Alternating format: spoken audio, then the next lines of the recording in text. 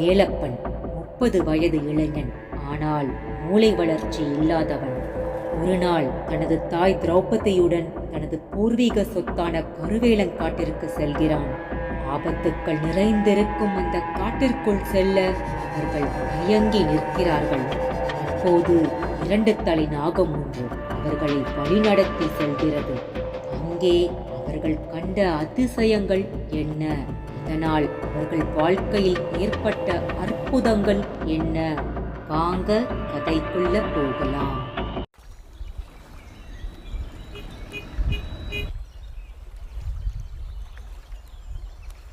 அத்தியாயம் 1. அரசூருக்குள் நுழைந்து கொண்டிருந்தது அந்த மினி பஸ். பஸ் கொள்ளாத படிக்கு ஜனக்கூட்டம். கூரையில் மட்டுமே ஒரு 40-50 பேர் உட்கார்ந்திருந்தார்கள். ஊர்முகத்தில் இருந்த பருத்த புளிய மரத்தை ஒட்டி ஒருவித குழுக்களோடு வந்து நின்றது. நின்ற மாத்திரத்தில் திபு திபுவென்று ஒரு கூட்டமே இறங்கியது. அவர்களில் சிலருடைய கைகளில் வாழை இலையில் கட்டப்பட்ட பூமாலைகள் இருந்தன. இறங்கியவர்கள் சுற்றும் முற்றும் பார்த்தார்கள். அங்கு ஒரு சிறு ஊரணி இருந்தது. அதில் அரசூரின் சின்னஞ்சிறுசுகள் ஓடி வந்து குதித்து ஆட்டம் போட்டு கொண்டிருந்தார்கள். அந்த கூட்டத்தில் வேலப்பனும் இருந்தான். 30 வயதை தொடப்போகிறான். அரசூர் மிராசுவான கோவிந்தராஜ உடையாரின் மூத்த தாரத்து மகன். அரை ட்ரௌசரும் பனியனுமாய் ஊரணியை துவம்சம் செய்து கொண்டிருந்தான். அவனை பார்த்தவர்கள் அயர்ந்து போய் தங்களுக்குள் பார்த்து கொண்டார்கள். ஒரு பெருமூச்சோடு கூட்டமாய் நடக்கவும் தொடங்கினார்கள். அரசூருக்குள் ஒரு 7-8 தெருதான் இருக்கும். அனைத்து தெருக்களிலுமே புங்கை மரங்கள் தழைத்திருந்தன. வீட்டுக்கு வீடு அந்த மரம்தான் குடை போல் விரிந்து கவிழ்ந்து கிடந்தது. தெருவில் நடந்து செல்லும் போது அதன் நிழல் இதமாக இருந்தது. ஆனால் அவர்களுக்குள் ஒரு துக்கத்தின் தாக்கம். குறிப்பிட்ட ஒரு தெருவுக்குள் அவர்கள் நுழைந்தபோது தாரை தப்பட்டை சப்தம் காதில் கேட்டது. கோவிந்தராஜ உடையார் வீட்டின் முன்தான் அதை வாசித்துக் கொண்டிருந்தார்கள். மினி பஸ்ஸில் வந்து இறங்கியவர்கள் கோவிந்தராஜ உடையார் வீட்டுக்குள் நுழைந்தார்கள். உள்ளே உடையார் சிவலோக பிராப்தி அடைந்திருந்தார். வழக்கமாய் அவர் அமரும் நாற்காலியில்தான் அவரை உட்கார வைத்து தாடையை துணியால் இழுத்து கட்டியிருந்தார்கள். கால்மாட்டில் சிந்தாமணி அழுது கலங்கிக் கொண்டிருந்தாள். என்ன பெத்த ராசா, என் ஐயா, என் தேவனே, என்னை விட்டு போயிட்டியா? என்னை தனியா தவிக்க விட்டுட்டு போயிட்டியா என்று அவளிடம் ஒரே பெனாத்தல். சிந்தாமணிக்கு 50 வயதாகிறது. பார்ப்பதற்கு 35 போல்தான் இருப்பாள். 2 பெண் பிள்ளைகள். ஒருத்தி ராஜாத்தி, அடுத்தவள் பூங்கொடி. ராஜாத்திக்கு 3 வயதில் ஒரு மகன் உண்டு. இளையவள் பூங்கொடி இப்பொழுதுதான் கர்ப்பம் தரித்திருக்கிறாள். இருவருமே அப்பன் சாவை எண்ணி ஒரு ஓரமாக தங்கள் புருஷன்மார் சகிதம் அழுது கொண்டிருந்தார்கள். சிந்தாமணியும் அவள் பெண் பிள்ளைகள் அழுவதையும் ஒரு கூட்டமே பார்த்து கொண்டிருந்தது. கோவிந்தராஜ உடையார் தன் முதல் மனைவி திரௌபதி இருக்கும் போதே சிந்தாமணியை தனியே சேர்த்து கொண்டவர். அந்த திரௌபதியின் மகன்தான் ஊரணிக்கரையில் ஆட்டம் போட்டு கொண்டிருக்கும் வேலப்பன். சிந்தாமணி வரவும் இனி உடையாருடன் வாழ முடியாது என்று திரௌபதி ஒதுங்கிவிட்டாள். சிந்தாமணிக்கு அது வசதியாகி போய்விட்டது. யாருக்கோ பிறந்த தன் 2 மகள்களுடன் உடையார் வீட்டில் அவரது மனைவி என்கிற உறவையும் ஏற்படுத்தி கொண்டு விட்டாள். அப்படி சிந்தாமணி உடையாரிடம் வந்து ஒட்டிக்கொண்டு இன்றோடு 20 வருஷம் ஓடிப்போய்விட்டது. இத்தனை வருஷத்தில் பக்கத்து தெருவிலேயே தான் இருக்கிறாள் திரௌபதி. அவள் உடையாரை ஏறிட்டு கூட பார்த்ததில்லை. அவள் மகனையும் அப்படியே வளர்த்து விட்டாள். எல்லாமே சிந்தாமணிக்கு சாதகமாய் போய்விட்டது. இளவுக்கு வந்திருந்தவர்கள் அவ்வளவையும் எண்ணி பார்க்கிறார்கள். இதுநாள் வரை சேர்ந்து வாழவில்லை என்பதால் திரௌபதி உடையார் மனைவி இல்லை என்றாகிவிடுமா? இந்த காலத்து பெண்ணாக இருந்தால் கோர்ட்டில் போய் விவகாரத்து வாங்கிக் கொண்டுதான் மறுவேளையே பார்ப்பாள். ஆனால் திரௌபதிக்கு அதெல்லாம் கொஞ்சம் கூட தெரியவில்லை. கணவனே இல்லை என்று ஆன பிறகு சொத்து எதற்கு என்று இருந்துவிட்டாள். இப்போது உடையார் போய்விட்டார். திரௌபதி என்ன செய்யப் போகிறாள்? உடையார் சாவுக்கு அவள் வருவாளா என்று ஊர் மக்கள் எதிர்பார்த்து காத்து கொண்டிருந்தார்கள். ஒரே மகன் வேலப்பன் இருக்கும்போது யாரோ வந்து கொல்லி போடுவது நன்றாக இருக்காது என்றும் கருதினார்கள். கூட்டத்தில் இருந்த ஒரு ஊர் பெரியவர் பேசத் தொடங்கினார். எலே, கட்டுனவளுக்கு செய்தி சொல்லியாச்சா? அட, என்ன பெருசு நீ? கொட்டு சத்தம் ஊருக்கே கேட்கிற போது திரௌபதிக்கு மட்டும் கேட்காதாக்கும் என்று கூட்டத்தில் ஒருவர் திருப்பி கேட்டார். அட போடா அம்மாவாசையில் பிறந்தவனே, இந்த மாதிரி விஷயம் காதுல விழுவுறதுக்கும் முறையா ஒருத்தன் போய் சொல்லிட்டு வர்றதுக்கும் வித்தியாசம் இருக்குதையா. என்னான்னு போய் சொல்ல பெருசு? திரௌபதி, உன் புருஷன் செத்துட்டானா? அவன் செத்துதான் 20 வருஷம் ஆச்சேன்னு அவ சொல்லுவா. நீயும் திருப்பி கேளுடா. அவன் கட்டின தாலிய மட்டும் அப்புறம் எதுக்கு வச்சிருக்க? கழட்டி எறின்னு சொல்லு. பெருசு, வீடு தேடி போய் வில்லங்கத்தை விலைக்கு வாங்க சொல்ற. டேய் அறமூலக்காரா, இனியாச்சும் வீட்டுக்கு வந்து இங்க இருக்கிற இந்த வில்லங்கத்தை துரத்திட்டு உடையார் ஆஸ்தி பாஸ்திய கட்டி காக்க சொல்றேன்டா நானு. அந்த ஊர் பெரியவர் அப்படி சொன்னதுதான் தாமதம். சிந்தாமணி அழுகையை நிறுத்தினாள். தன் கலைந்த தலையை இழுத்து கட்டி முடிந்து கொண்டாள். அந்த பெரியவர் அருகே வந்தாள். ஏ கிழடு, உன் மனசுல நீ என்னான்னு நினைச்சிட்டு இருக்க என்று ஆக்ரோஷமாகவே ஆரம்பித்தாள். பெரியவர் அதற்கெல்லாம் அசரவில்லை. இங்க பாருடா, அள்ளி முடிஞ்சாலாம் நான் பயந்துட மாட்டேன். நான் நாணயத்தை பேசுறேன். திரௌபதி ஊரறிய தாலி கட்டிக்கிட்டு முறையா வாழ்ந்தவ. உன்ன மாதிரி மயக்கி வளைச்சவ இல்ல, அத மறந்துடாத. அப்ப ஏன் அம்போன்னு விட்டுட்டு ஓடி போனா?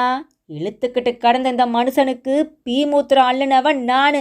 அப்பவோ முறக்காரி எங்கயா போயிருந்தா? சாவு வீட்டில் எல்லோரும் எதிர்பார்த்த அந்த சர்ச்சை ஆரம்பமாகிவிட்டது. அப்போது சரியாக வக்கீலின் ஃபியட் கார் வீட்டின் முன் வந்து நின்றது. தற்காலிகமாக எல்லோர் கவனமும் அவர் பக்கம் திரும்பியது. வக்கீல் வாத்திராஜ், ஒரு ஹைகோர்ட் வக்கீல். பார்க்கவும் கம்பீரமான தோற்றம். வாத்திராஜ் காரை விட்டு இறங்கி வரும் தோரணையே அசத்தியது. அவர் கையில் ஒரு பிரீஃப்கேஸ். உள்ளே நுழைந்தவர் நேராக கோவிந்தராஜ உடையார் உடலுக்கு ஒரு மாலையை போட்டார். ஒரு சில நொடிகள் மௌனமாக நின்றார். பிறகு திரும்பினவர் எதிரில் ஒரு பெப்சி பாட்டில் உடைத்து நீட்டப்பட்டது.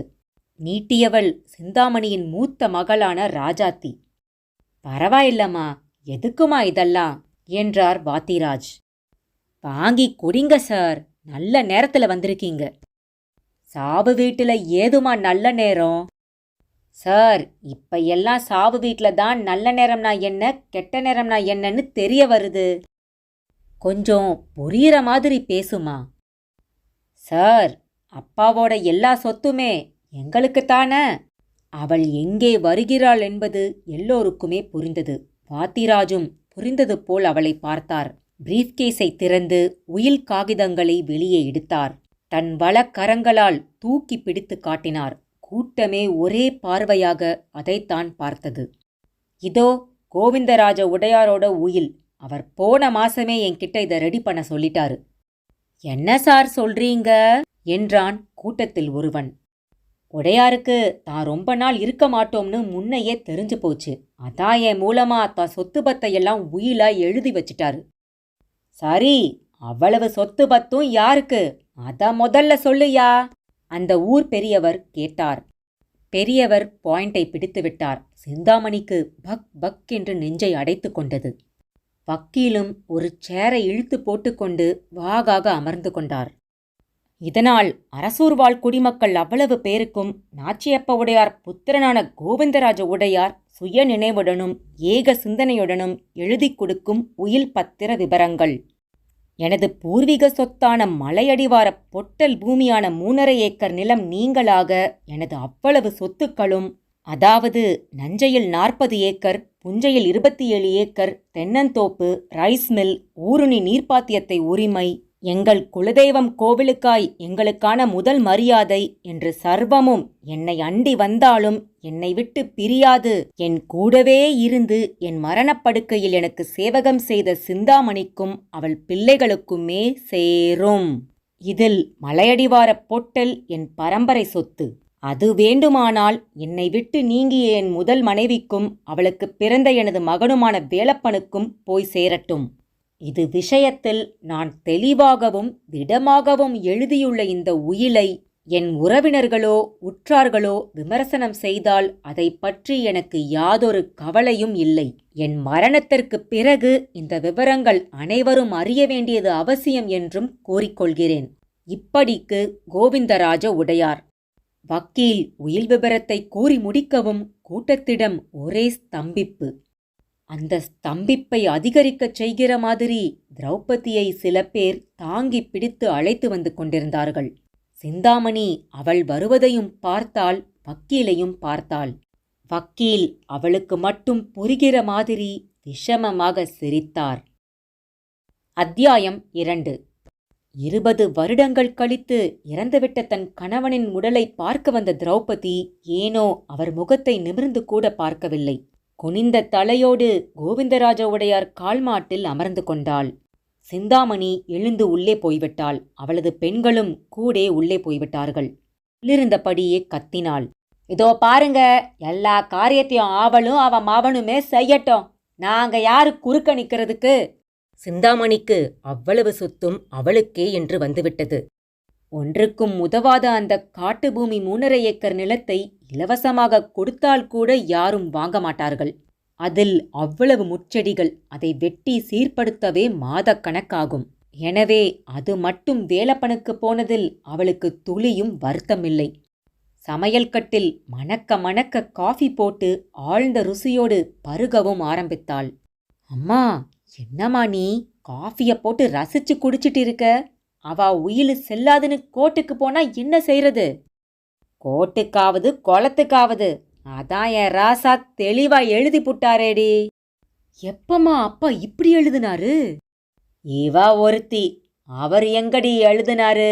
வக்கீல வச்சு நான் எழுதி வாங்கினேன். உங்கிட்ட இருந்த மனுஷங்கிட்ட இருந்து ரேகைய உருட்டி வாங்கினதே வக்கீலுதான். அடேங்கப்பா, இவ்ளோ பெரிய வேலைய பாத்தியாக்கும் நீயே. இல்லாட்டி இந்த ஊர்ல பொழைக்க முடியுமாடி? அவர் உறவுக்காரவங்க டின்னு கட்டி போடுவாங்க. இப்பவே அந்த கிழடு என்ன கேள்வி கேட்டுச்சுன்னு பாத்தீல? எனக்கு நெஞ்சே அடைச்சு போச்சு.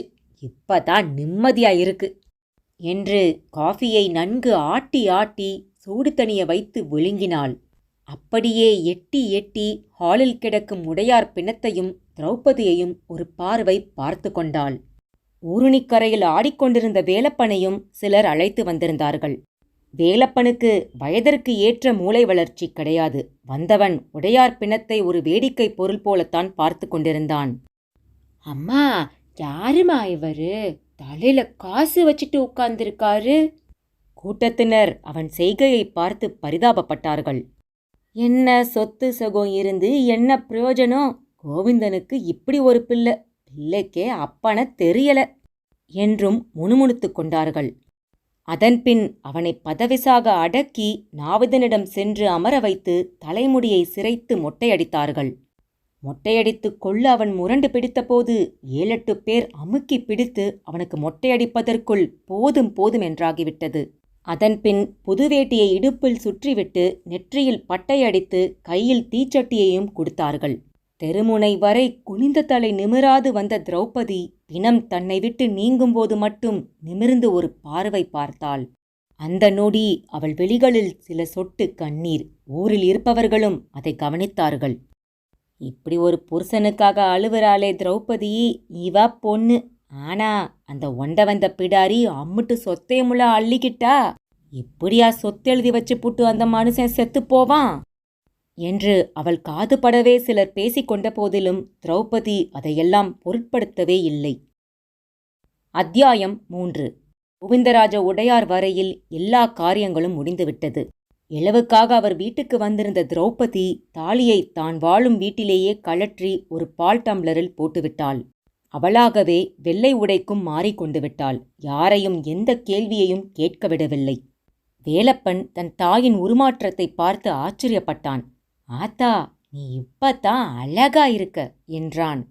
அப்போது ஊர்க்கர்ணம் பசுபதி பிள்ளையுடன் வக்கீல் வாத்திராஜன் தலை அவள் வீட்டு முன் தெரிந்தது. திரௌபதி அவர்களை உள்ளே வரச் சொல்லவில்லை. அவளாக எழுந்து வெளியே சென்று இருவரையும் தீர்மானமாக பார்த்தாள். வணக்கங்க என்றார் வக்கீல் வாத்திராஜ். அவர் கையில் நிலப்பத்திரம். திரௌபத, வக்கீல் உன்னை பார்த்து பேசணும்னாரு, என்னையும் கூப்பிட்டாரு. உன் புருஷன் சொத்துல உங்க பங்கா அந்த காடுகிட்ட இருக்கிற பொட்டல் நிலத்துக்கான பத்திரத்தை உன்கிட்ட தரத்தான் வந்திருக்காரு என்று கர்ணம் தான் வந்ததற்கான காரணத்தை கூறினார். திரௌபதி சிரித்தாள். என்ன திரௌபத சிரிக்கிற? இல்ல, இப்ப இதையெல்லாம் யாரு கேட்டா? அது சரி, உன் புருஷன் உயில் எழுதி வச்சிட்டுல செத்துருக்காரு. என்னமோ எங்க நினைப்பு கடைசி காலத்திலயாவது அவருக்குள்ள இருந்திருக்குது. அந்த மட்டுல சந்தோஷம். இந்த நிலத்தையும் அந்த ஒண்ட வந்த பிடாரிக்கிட்டையே கொடுத்துடுங்க. எங்களுக்கு எதுவும் வேண்டாம். அப்படியெல்லாம் செய்ய முடியாதுங்க. உங்களுக்கு வச்சுக்க பிரியமில்லாட்டி அவங்க பேருக்கு எழுதி கொடுக்கலாம். அதுவும் நீங்க கொடுக்க முடியாது, உங்க மகன்தான் கொடுக்கணும் என்றார் வக்கீல் வாத்திராஜ். வக்கீல் ஐயா, நீங்க சட்டம் பேசுறீங்க, நான் தர்மத்துல நின்னு யோசிக்கிறேன். உங்க மனசாட்சியில கை வச்சு சொல்லுங்க பாப்போம். என் வீட்டுக்காரர் இப்படியா எங்களுக்கு உயில் எழுதினாரு? திரௌபதி கேட்ட விதமே வாத்திராஜை என்னவோ செய்தது. என்னங்க, அவர் சொல்லி எழுதின உயில் இது, நீங்க இப்படி கேட்டா எப்படி?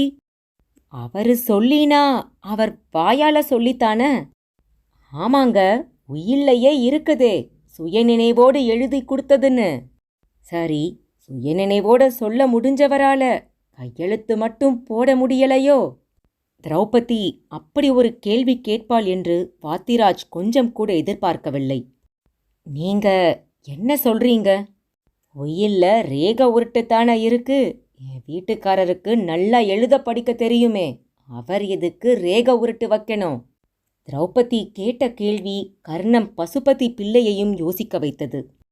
வாத்திராஜ் அழகாக சமாளித்தார்.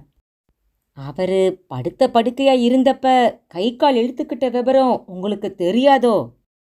ஓ, அப்ப அவர் கை கால் விளங்காம இருந்ததா சொல்றீங்க? ஆமாங்க, மெடிக்கல் ரிப்போர்ட்டை வாங்கி பாருங்க. திரௌபதி மீண்டும் லேசாக சிரித்தாள். கர்ணம் பசுபதி பிள்ளையும் வியந்து போனார். சரிங்க, பத்திரத்தை அப்படி வச்சுட்டு போங்க. பரம்பரை சொத்துங்க இது. ஆட்டுக்கல்லு மேல வச்சுட்டு போக சொல்றீங்களே, உங்களுக்கு தான் அது ஆட்டுக்கல்லு, என் வரையில அது சிவலிங்கம். திரௌபதி அப்படி சொன்னதும் வாத்திராஜின் நெஞ்சு குப்பென்று அடைத்தது. அந்த நொடி அந்த ஆட்டுக்கல்லும் அதனுள் அடங்கி கிடந்த குளவிக்கல்லும் ஆவுடையும் லிங்கமும் கூடி கிடக்கும் ஒரு லிங்க சுரூபமாகத்தான் தெரிந்தது. கர்ணம் பசுபதி பிள்ளையும் திரௌபதி ஏதோ ஒரு உள்ளர்த்தத்தோடு பேசுவதாகத்தான் நினைத்து கொண்டார். வாத்திராஜ் அவள் சொன்னது போலவே ஆட்டுக்கல் மேல் வைத்துவிட்டு மெல்லிய நடுக்கமுடன் அங்கிருந்து புறப்பட்டார்.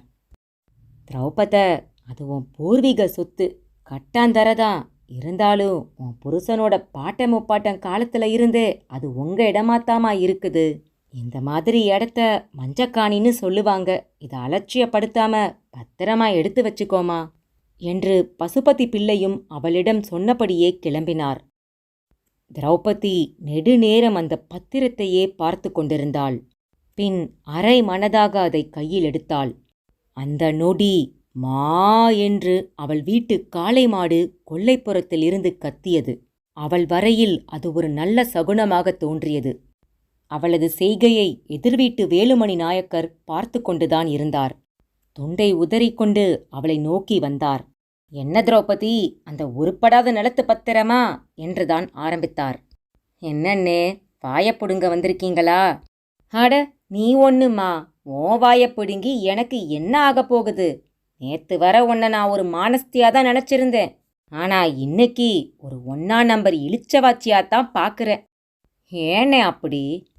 பின்ன என்னம்மா, கூட இருந்த கூத்தியாளுக்கு போக வேண்டிய இடத்த உனக்கு கொடுத்துட்டு நல்ல சொத்து அம்புட்டையும் உன் புருஷன் அவளுக்கு எழுதி கொடுத்துருக்கானே. 20 வருஷமா உனக்கு துரோகத்தை செஞ்சவன் செத்த பிறகும் உன் எதிர்காலத்துக்கும் துரோகம் பண்ணிட்டு செத்துருக்கானே. நீ அதையெல்லாம் கொஞ்சம் கூட நினைச்சு பார்க்காம அந்த நிலத்தை போய் வாங்கிக்கிட்டியேம்மா. நீங்க தப்பா யோசிக்கிறீங்கன்னு திரௌபதி அவருக்கு சற்று அதிர்ச்சி அளித்தாள். என்னம்மா, நான் தப்பா யோசிக்கிறேனா? ஆமாண்ணே, இவ்வளவு மோசமான நிலையிலையும் இந்த இடம் மட்டும் அந்த கூட்டத்துக்கிட்ட மாட்டல பாருங்க, தப்பிச்சு எனக்கு வந்து சேர்ந்துருக்கு. இது எங்க முன்னோருங்க சொத்துங்கண்ணே. ஏதோ இந்த மட்டுல இதை காப்பாற்ற முடிஞ்சதாத்தான் நான் நினைக்கிறேன். அட, இப்படி ஒரு நினைப்பாமா உனக்கு? அது ஒரு இடம், அதை நீ காப்பாத்திட்டியாக்கும். நான் தெரியாமத்தான் கேட்குறேன். அந்த இடம் கால் காசுக்கு பெறாதுங்கிறது உனக்கு தெரியும் தானே? நான் விற்கிறதா இருந்தா தானே அதை பற்றி சிந்திக்கணும். சரி, குறைஞ்சபட்சம் அந்த இடத்துக்குள்ள நீ நுழைஞ்சாவது பார்த்துருக்கியாமா? அண்ணே, அதெல்லாம் ஒரு பெரிய விஷயமா? ஆமாம்மா, பெரிய விஷயந்தான். கருநாகங்களுக்கு மட்டும் அங்க ஒரு கணக்கே கிடையாது. வேலி கருவேலைக்குள்ள அந்த நிலம் மூடி கிடக்கு. உள்ள கொலையே நடந்தாலும் கேட்க ஆளு கிடையாது. எத்தனை திருட்டு பசங்க அந்த கருவேலை காட்டுக்குள்ள பூந்து ஒளிஞ்சிட்டு திரியிறாங்கன்னு தெரியுமா? அதுல பல பேரை பாம்பு கடிச்சு அப்படியே செத்து வேற போயிருக்கானுங்க. அவங்க உடம்ப இழுத்து போட்டு புதைக்க கூட யாரும் உள்ள போகல. நான் ஒரு நாள் சும்மா எட்டி பாப்போமேன்னு உள்ள கொஞ்ச தூரம் போய் பார்த்தேன். 100 அடி கூட என்னால போக முடியல. அங்கங்க மண்டை ஓடுங்க, எலும்புங்க. வேலுமணி நாயக்கர் பேச பேச திரௌபதிக்கு சற்று அச்சமாகத்தான் இருந்தது.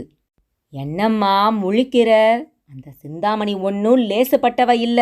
நீ அந்த இடத்துக்குள்ள போனா உசுரோட திரும்ப மாட்டேன்னு தெரிஞ்சேதான் உனக்கு அந்த இடத்த போகட்டுமேன்னு விட்டு கொடுத்துருக்கா.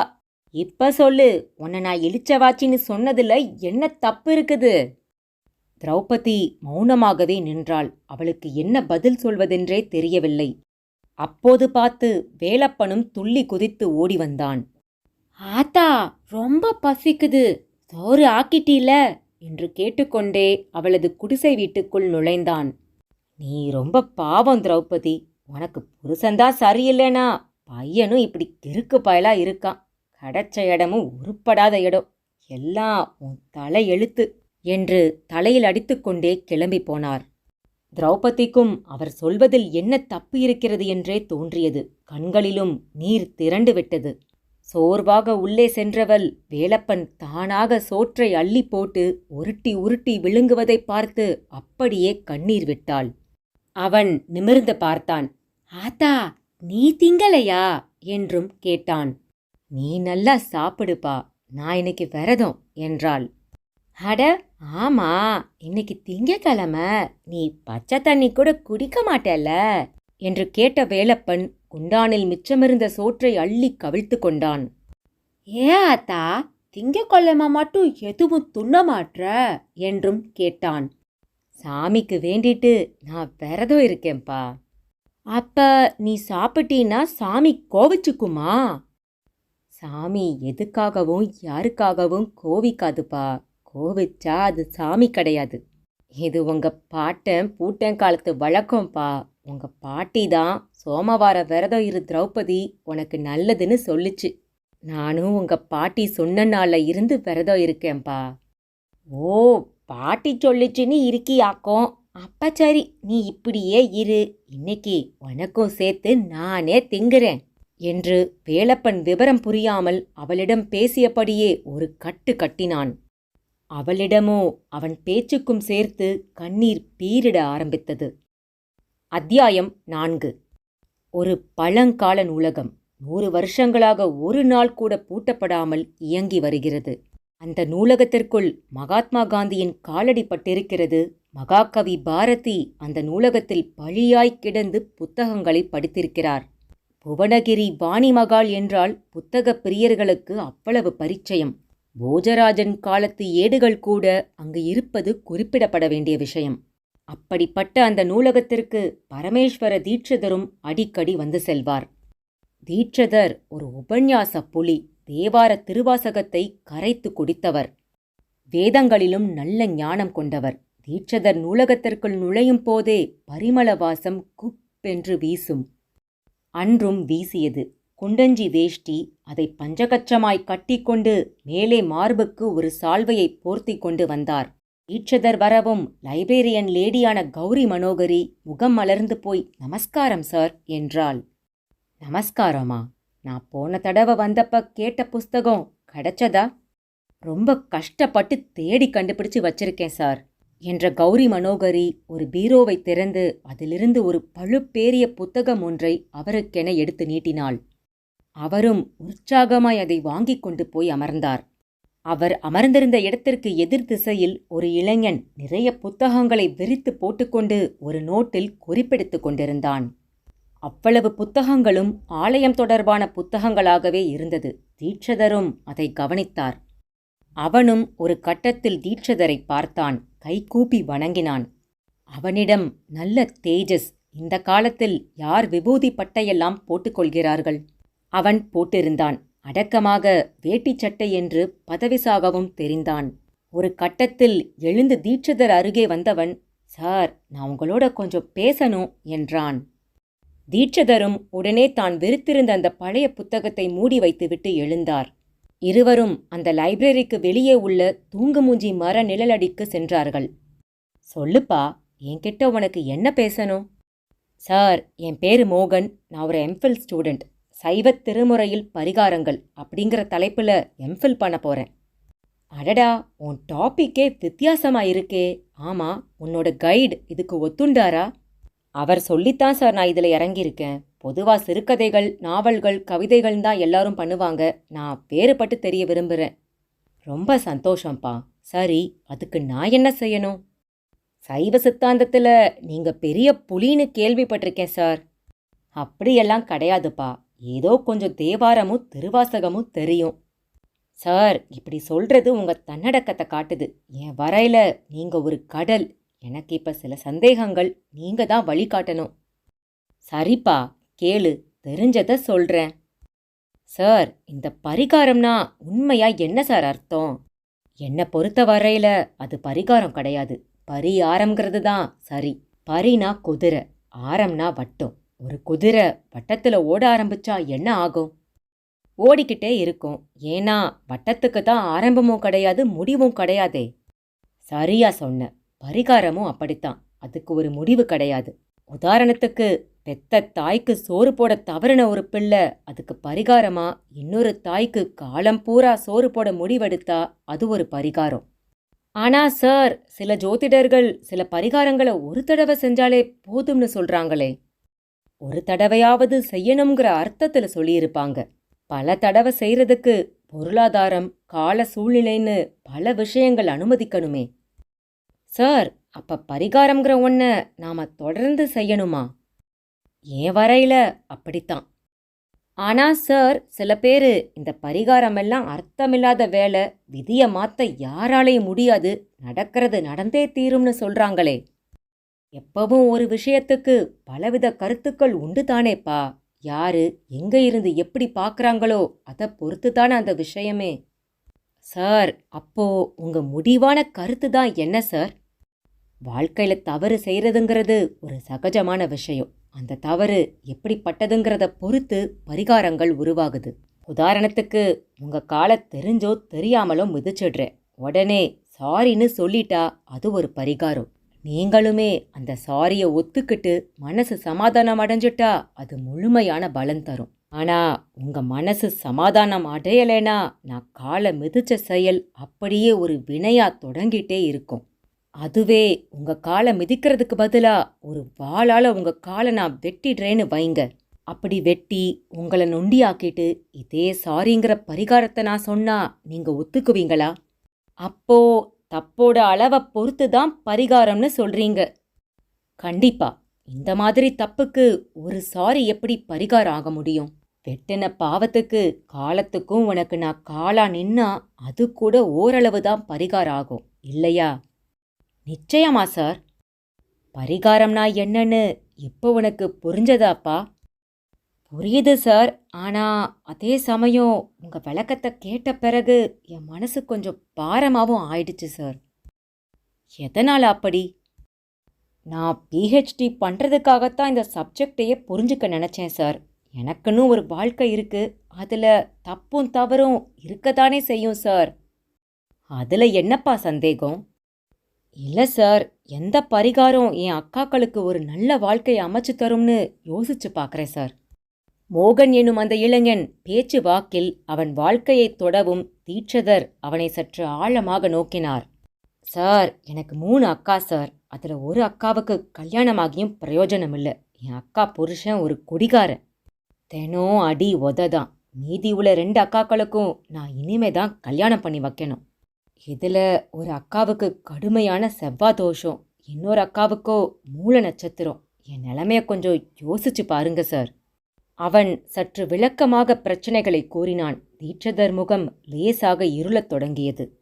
சார், நான் சப்ஜெக்டுக்கு வெளியில் போய் பர்சனலாக தப்பாக எதுவும் பேசிட்டேனா?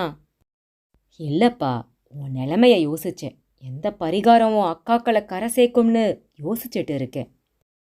ரொம்ப சந்தோஷம் சார். நீங்க எதை செய்ய சொன்னாலும் நான் செய்கிறேன். எனக்கு என் அக்காக்களோட வாழ்க்கை நல்ல விதமாக அமைஞ்சா அதுவே போதும் சார். நீ சொன்னதையெல்லாம் வச்சு பார்க்கும்போது எனக்கு ஒரு விஷயம் தெளிவாக புரியுது.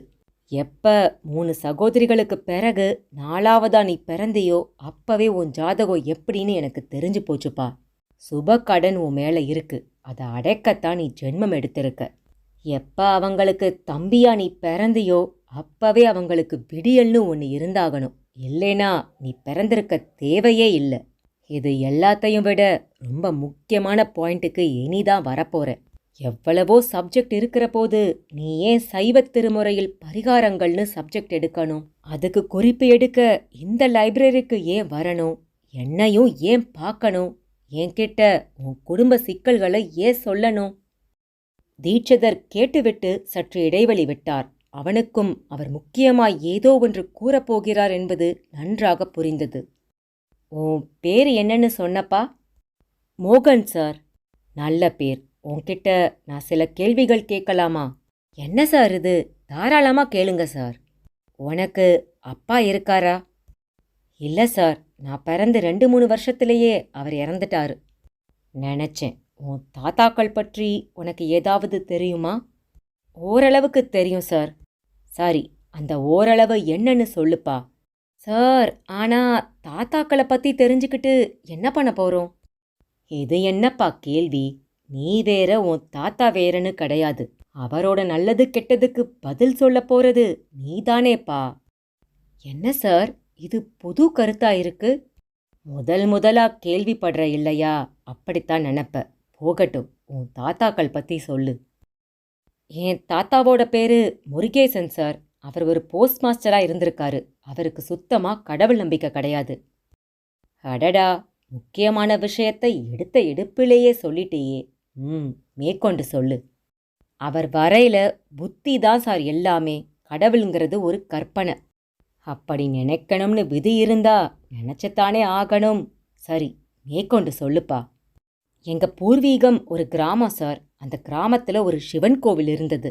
அதுவும் இடிஞ்சு செதஞ்சு இருந்தது.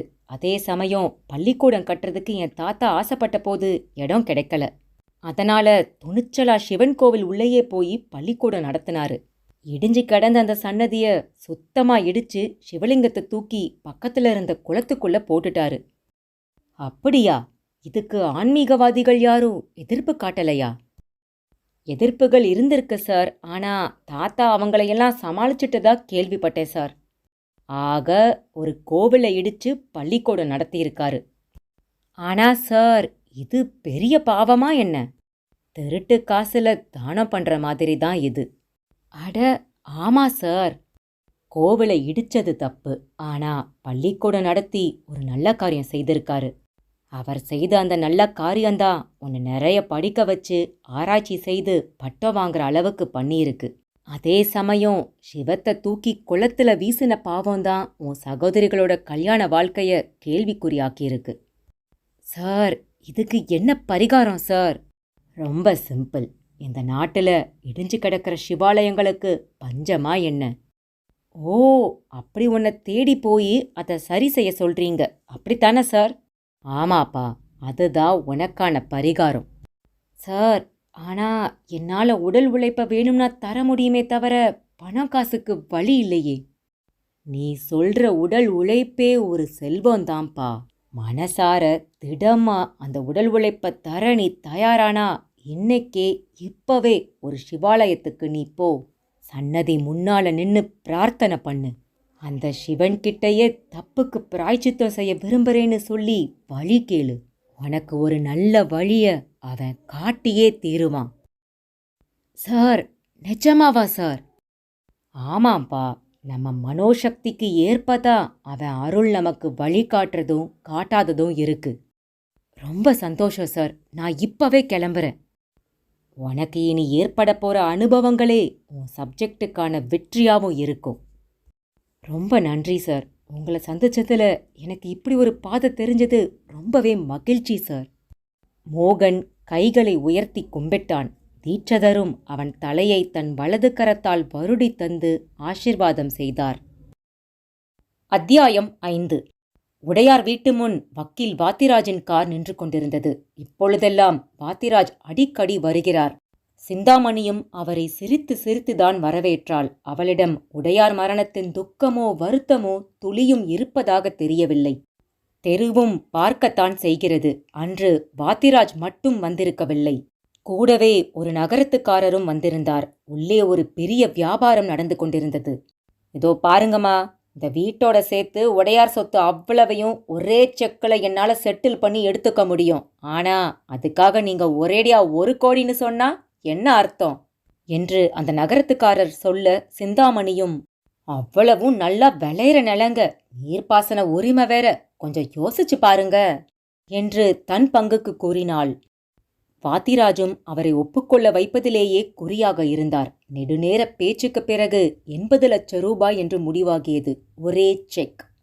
வாத்திராஜ் அடுத்த நொடியே தன் தோள்பையில் தான் தயாராக கொண்டு வந்திருந்த பத்திரம் ஒன்றில் சிந்தாமணி பேருக்கு உடையார் எழுதி கொடுத்ததாக சொல்லப்பட்ட அவ்வளவு சொத்தும் அவருக்கு சொந்தம் என்று எழுதி சிந்தாமணியிடம் கையெழுத்தும் வாங்கிக் கொண்டார்.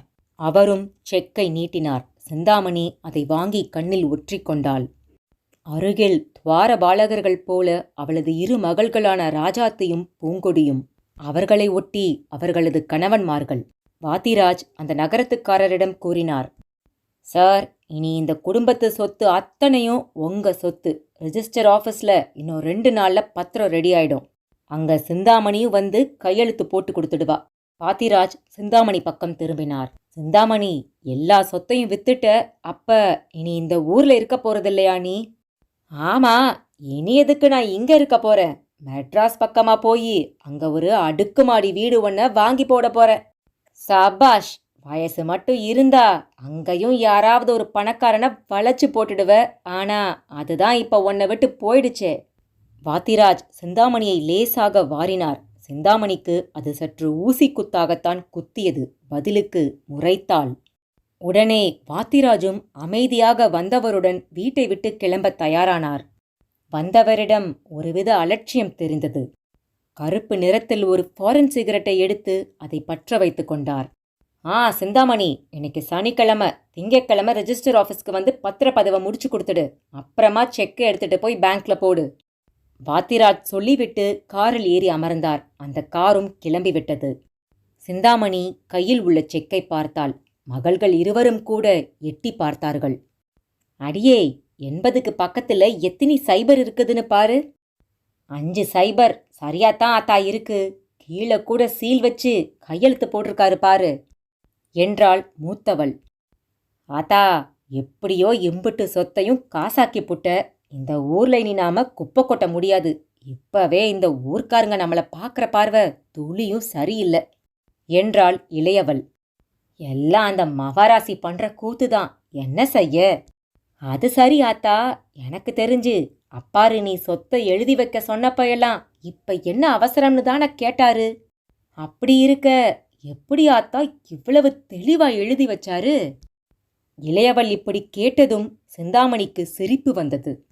அடியே, நீ என் மவதானான்னு எனக்கே சந்தேகமா இருக்குடி.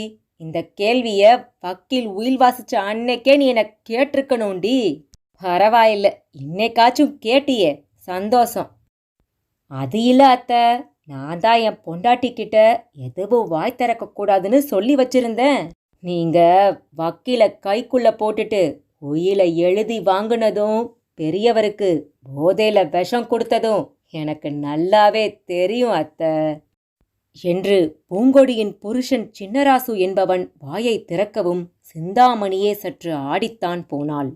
அட பாவி மனுஷா, நான் என் நிழலுக்கு கூட தெரியாமல்ல இதை செஞ்சேன். எப்படியா மோப்பம் பிடிச்ச? அத்தை, நான் கண்ணை மூடிட்டே பார்க்குறவன். இல்லாட்டி அப்ப யாருன்னே தெரியாத இந்த பூங்கொடிய என் பொண்டாட்டியா ஏத்திருப்பேனா? சின்னராசு அடுத்த குண்டை போட்டான். சிந்தாமணிக்குள் கிடுகிடுத்தது. அத்தையம்மா, வக்கீலுக்கு தனியா ஒரு 2% 1,60,000 ரூபாய் காசா கொடுத்ததும் எங்களுக்கு நல்லாவே தெரியும். ஒரு படி மேல போய் வக்கீல்கிட்ட அவசியப்பட்டா என்ன கூட எடுத்துக்கங்கடு சொன்னதும் எங்களுக்கு தெரியும் என்றான் மூத்தவள் ராசாத்தியின் புருஷன் முத்தையன். சிந்தாமணி முதல் தடவையாக அவர்கள் இருவரையும் கலக்கத்துடன் பார்த்தாள். பொண்டாட்டி பேச்சை கேட்கும் பொட்டையாகத்தான் தான் மாப்பிள்ளைகள் இருக்க வேண்டும் என்று விரும்பித்தான் இருவரையும் தேர்வு செய்திருந்தாள். அவர்களும் இதுநாள் வரையில் அப்படித்தான் அவள் முன் நடந்து கொண்டார்கள். இன்று இவர்களின் விஸ்வரூபம் சிந்தாமணியை வியர்க்க வைத்தது. என்ன அத்தையம்மா, மாங்காய் மாடேனுங்க மாதிரி இருந்தவங்க இந்த போடு போடுறாங்களேன்னு தோணுதாக்கும். நாங்களும் உங்களை மாதிரி தான் பொறுமையா காத்துட்டு இருந்தோம். சரிங்கடா, இப்ப என்ன சொல்ல வரீங்க? அந்த 80 லட்சத்தை 3 கூறா பிரிக்க சொல்றோம். என்னது? பங்கு பிரிக்க சொல்றோம். எல்லாரும் ஒன்னா தானடா இருக்க போறோம். எதுக்குடா பங்கு கேக்குறீங்க? இதோ பாருடா, புருஷ மாதிரி இருந்தவனைய விஷம் வச்சு கொன்னு சொத்தையெல்லாம் பொய்யா எழுதி வாங்கிக்கிட்ட புண்ணியவதி தானே நீயே. எங்களையும் கொல்றதுக்கு உனக்கு எவ்வளவு நேரம் ஆகும்? அட கரகம் பிடிச்சவனுங்களா, நீங்க என் மகள்களோட புருஷனுங்கடா, என்னோட 2 கண்ணு மாதிரி. அப்ப ரொம்ப சந்தோஷம். இப்ப அந்த கண்ணுங்க கேக்குது, பாகத்தை பிரிச்சு கொடுத்துடுங்க. கொடுத்துட்டு நான் எங்கடா போக? யாரு உங்களை போக சொன்னது? எங்க கூடவே இருக்கலாம். ஆனா என் வீட்ல 1 மாசம், அவ வீட்ல 1 மாசம், மாறி மாறி. பிடிக்கலாட்டி தனியா இருந்துக்கோங்க. மாப்பிள்ளைகள் இருவருமே போடு போடு என்று போட்டார்கள். சிந்தாமணிக்கு உடம்பெல்லாம் நடுங்கியது. தன்னை ஒரு பிடா கண்டியாக எண்ணியிருந்தவளுக்கு தான் ஒன்றுமில்லை என்று தோன்றியது. மகள்கள் இருவரையும் மிரள மிரள பார்த்தாள். அவர்கள் இருவரும் புருஷன்மார்களுக்கு எதிராக ஒரு வார்த்தை பேசவில்லை. அதுதான் அவளை ரொம்பவே பாதித்தது. அடியே, இவனுங்க இந்த பேச்சு பேசுறானுங்க, பார்த்துட்டு நிக்கிறீங்களே. என் மனசு இப்ப என்ன பாடுபடுதுன்னு தெரியுமாடி என்று கொஞ்சம் போல சீன் போட்டு பார்த்தாள். ஆனால் அவர்களிடம் சலனமே இல்லை. அத்தியாயம் 6. பாண்டி விளையாடிக் கொண்டிருந்தான் வேலப்பன். அவன் விளையாடிக் கொண்டிருந்த இடத்திற்கே வந்தாள் திரௌபதி. வேலப்பா, அம்மா கூட கொஞ்சம் வாடா. எங்க ஆத்தா? வா கண்ணு, அம்மா சொல்றேன் என்று அவனை அழைத்து கொண்டு முனீஸ்வரன் கோவிலுக்குத்தான் முதலில் சென்றாள். அரை பனைமர உயரத்திற்கு முனீஸ்வரன் சிலை இருக்க அதன் முன்னாலே பூசாரி வெள்ளைக்கண்ணு. திரௌபதி மகனோடு வருவதை பார்த்த பூசாரி முகத்தில் வெயில் பட்டு கருத்தது போல ஒரு வாட்டம். வா தாயி. வரேங்கய்யா. நல்லா இருக்கீங்களா? எனக்கு என்ன தாயி குறை, நல்லா தான் இருக்கேன். உன்னை நினைச்சாதான். ஐயா, நானும் நல்லா தான் இருக்கேன். எங்க தாயி, அம்புட்டு சொத்தையும் அந்த சிந்தாமணி மயக்கி எழுதி வாங்கிட்டா. உன் வீம்பு விரோதமும் உன்னை ஒன்றும் இல்லாமல் ஆக்கிடுச்சே. ஐயா, அதை பற்றிலாம் எனக்கு கவலையே இல்லை. நானா இருக்கேன். எது நடந்தாலும் அது அந்த சாமியோட செயல். நீங்கள் திருநீர் கொடுங்க. அவரும் அதற்கு பிறகு வாயடிக்காமல் முனிக்கு கற்பூரம் காட்டிவிட்டு திருநீரை தந்தார். அவளும் வாங்கி பூசிக்கொண்டாள். வேலப்பனுக்கும் பூசிவிட்டாள். பூசாரி வேலப்பனை பரிதாபமாக பார்த்தார். ஐயா, நான் இப்போ முனிக்கிட்ட ஒரு விஷயத்தை வேண்டிக்க போகிறேன். முனிதான் எனக்கு எல்லா காரியத்தையும் நல்ல விதமாக நடத்தி கொடுக்கணும். தாராளமாக வேண்டிக்க தாயி. நம்ம முனி எப்பவும் யாரையும் கைவிட்டதே இல்லை. அவள் உடனே கண்களை மூடி பிரார்த்தனை செய்து கொண்டாள். வேலப்பன் அங்கு கிடந்த எலுமிச்சம்பழங்களை எடுத்து பந்து போல தூக்கி தூக்கி போட்டு பிடிக்க ஆரம்பித்தான். பூசாரிக்குள் அவள் என்ன வேண்டிக் கொள்கிறாள் என்று ஒரு குறுகுறுப்பு. கேட்கறேன்னு தப்பா எடுத்துக்காத தாயி. அப்படி என்னதான் நீ வேண்டிக்கிட்ட? ஐயா, வேண்டிக்கிட்டதை வெளியே சொல்லக்கூடாதுன்னு சொல்வாங்க. நடந்து முடியட்டும், சொல்றேன். வேலப்பா, வாடா போகலாம்.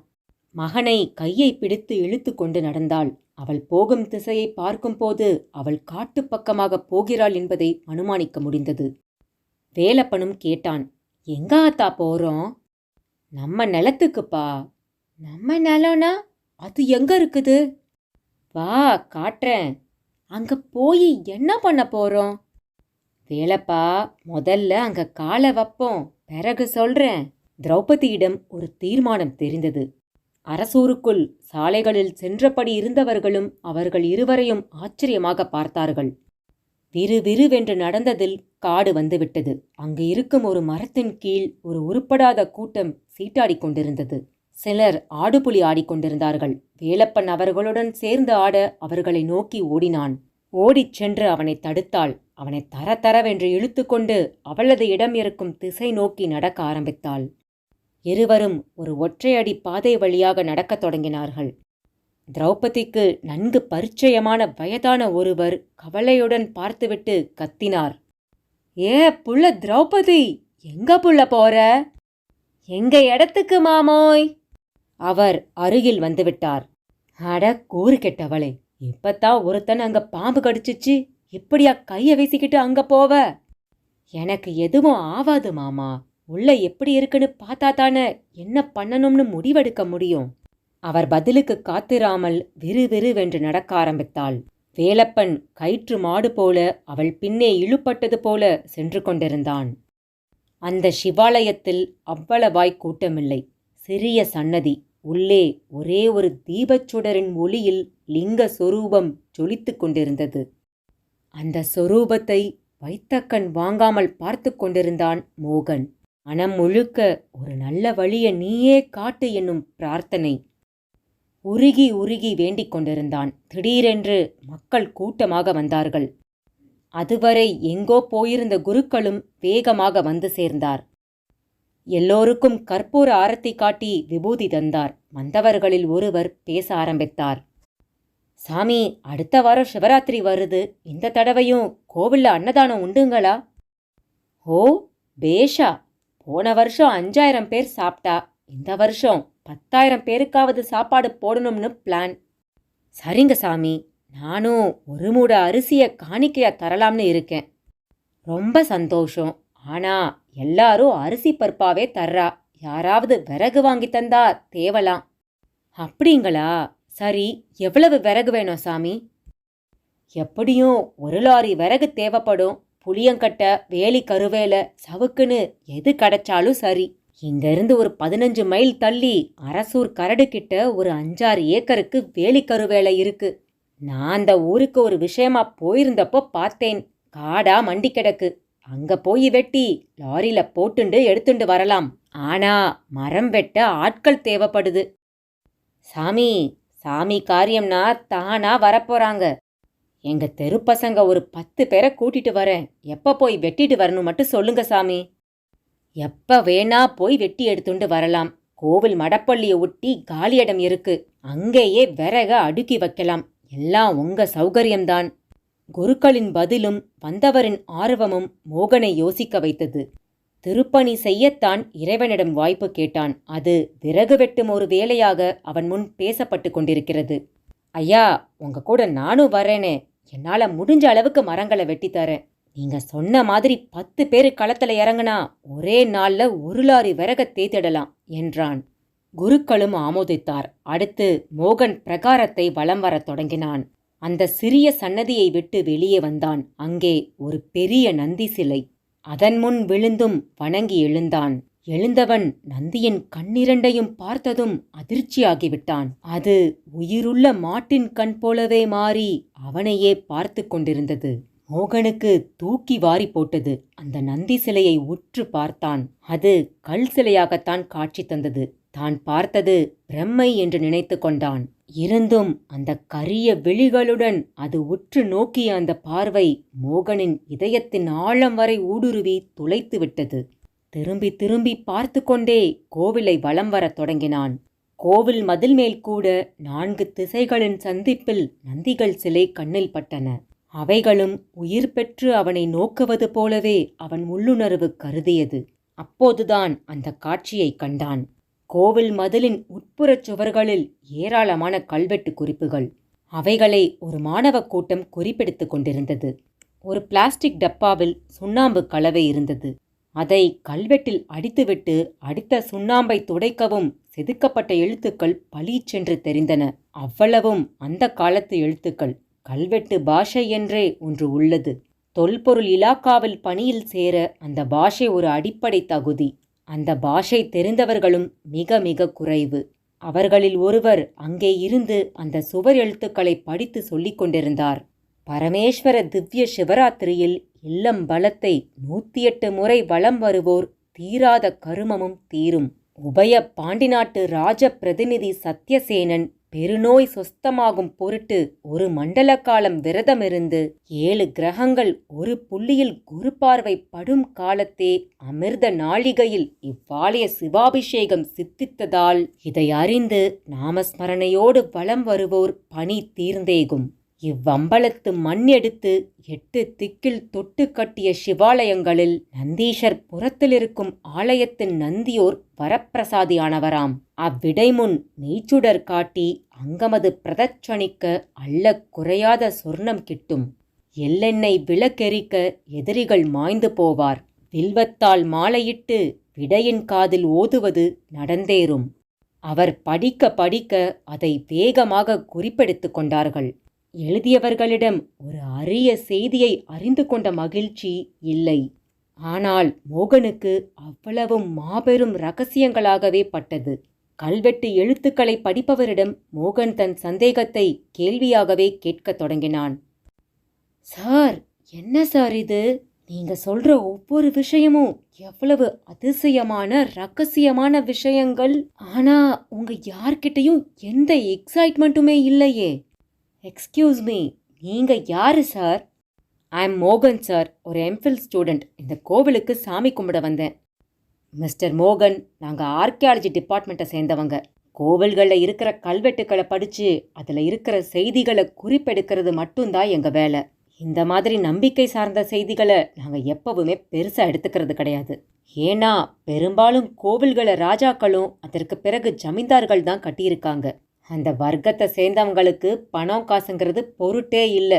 எப்பவுமே அந்தஸ்து தான் குறி.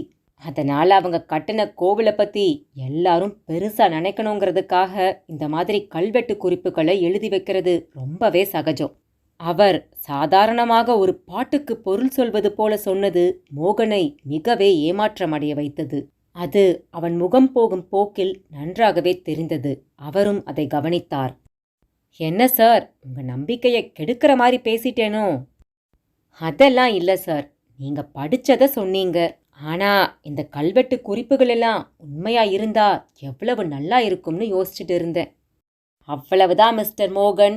அப்புறம் இந்த கோவில்ல ஒரு பெரிய கூட்டமே கூடிடும். எல்லா நாட்டு பிரதம மந்திரிகளும் ஜனாதிபதிகளும் இந்த கோவிலே கதின்னு கிடப்பாங்க. பொருளாதார சிக்கல், மழை பெய்யாத குறை, தீவிரவாதம்னு எதை பத்தியும் யாரும் கவலைப்பட மாட்டாங்க.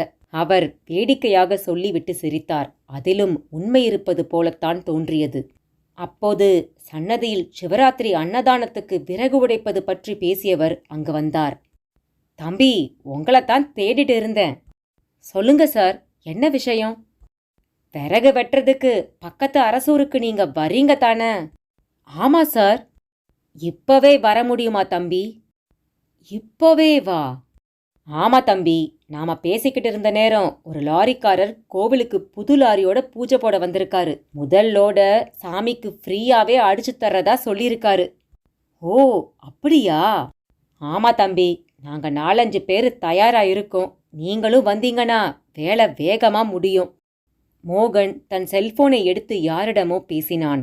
தான் வருவதற்கு தாமதமாகும் என்றானோ இல்லை என்ன சொன்னானோ தெரியாது.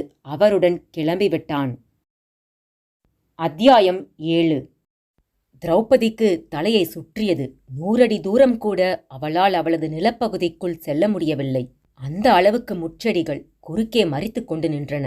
ஆங்காங்கே மண்டை ஓடுகளும் எலும்புகளும் கூட இருந்தன. வேலப்பன் ஒரு மண்டை ஓட்டை கையில் எடுத்துக்கொண்டு பந்து போல நினைத்து தன் காலால் ஒரே உதை உதைத்தான்.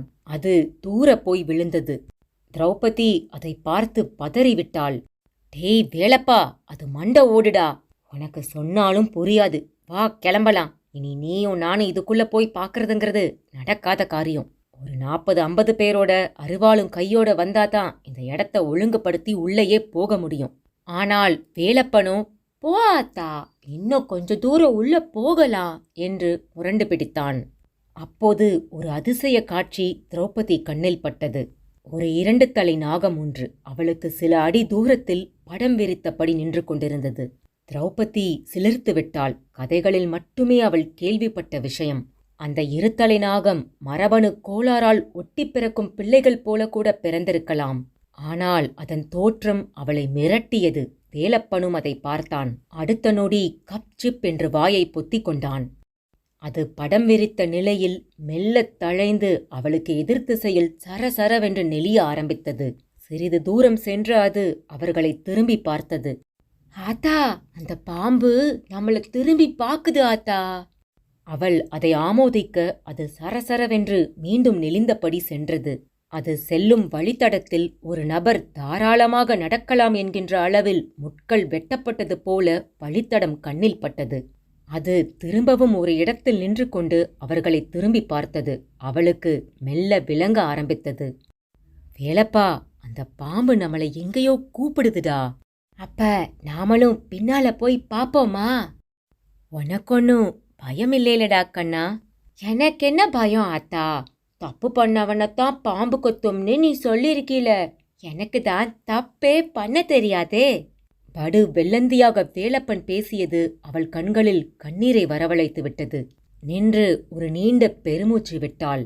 பிறகு அந்த நாகம் சென்ற வழித்தடத்தில் முடிந்த மட்டும் வேகமாக நடக்கத் தொடங்கினாள்.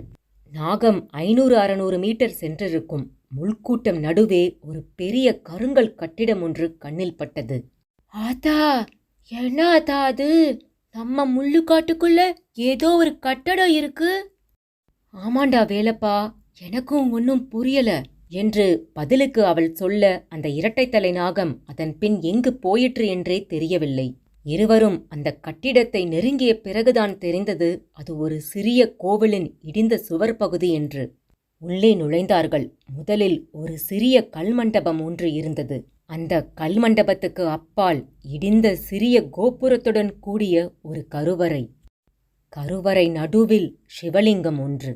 அந்த சிவலிங்கம் மேல் அந்த இரட்டைத்தலை நாகம் ஏறி அமர்ந்து படம் விரித்திருந்தது. அதை பார்த்த திரௌபதி சிலிர்த்து விட்டாள். வேலப்பா, நம்ம காட்டுக்குள்ள கோவிலுடா. இத காட்டத்தான் அந்த நாகம் நம்மள வழி நடத்தி இருக்கு. ஆத்தா, அது லிங்கச்சாமி தானே? ஆமாண்டா வேலப்பா, நான் கல்யாணம் கட்டிட்டு வந்த புதுசுல உன் தாத்தா சிவன் கோவிலுக்கு போயிட்டு வரேன்னு அடிக்கடி போவாரு. ஒருவேளை அவர் இங்கதான் வந்திருப்பாரோ? என்ன ஆத்தா, உனக்கே தெரியலையா? ஆனா ஊர்லயும் யாருக்கும் தெரியலையே. எல்லாம் தலை எழுத்துடா. தாய் தகப்பனையே மறக்கிற காலம் இது. அதான் கும்பிட்டுட்டு வந்த சாமிய கூட மறந்தாச்சு போல. திரௌபதி பேச்சோடு பேச்சாக உள்ளே நுழைந்தாள். ஒரு பக்கத்தில் பாதி உடைந்த முருகன் சிலை, தலை குப்புற புதைந்த நிலையில் பிள்ளையார், கைவுடைந்த காலபைரவர் சிலை. ஆனால் துளியும் பழுதின்றி நந்தி சிலை மட்டும் ஒரு மேடை மேல் அமர்ந்திருந்தது. அந்த நந்தி சிலை மேல் ஒரு பன்னீர் மரம் வளர்ந்து பூக்களை அர்ச்சிப்பது போல சரிய விட்டிருந்தது. அது மட்டுமல்ல, அந்த பீடத்தை அழகாக சுற்றி வரலாம் என்கிற மாதிரி வட்டமாக தடம். அந்த தடத்தில் தினமும் பலரும் நடந்திருப்பது போல ஒரு புல் பூண்டு கூட இல்லை. மிக மிக ஆச்சரியப்படும் விதத்தில் அந்த நந்தி சிலை முன் சில அகல் விளக்குகள். ஒரு அகல் விளக்கில் பாதி நெய் உறைந்த நிலையில் வெள்ளையாக கண்ணில் பட்டது. ஆத்தா, யாரோ வந்து விளக்கு போட்டு சாமிய கும்பிட்டு இருக்காங்க. ஆமாண்டா, உள்ள சாமி கிட்ட கூட விளக்குங்க இல்ல. ஆனா நந்தி கிட்ட மட்டும் விளக்கு எரியுது. ஒரே ஆச்சரியமா இருக்குது. அந்த விளக்குக்கு அருகில் ஒரு தீப்பெட்டி இருந்தது. அதை திறந்து பார்த்த வேலப்பன் குச்சிகளை எடுத்து உரசினான்.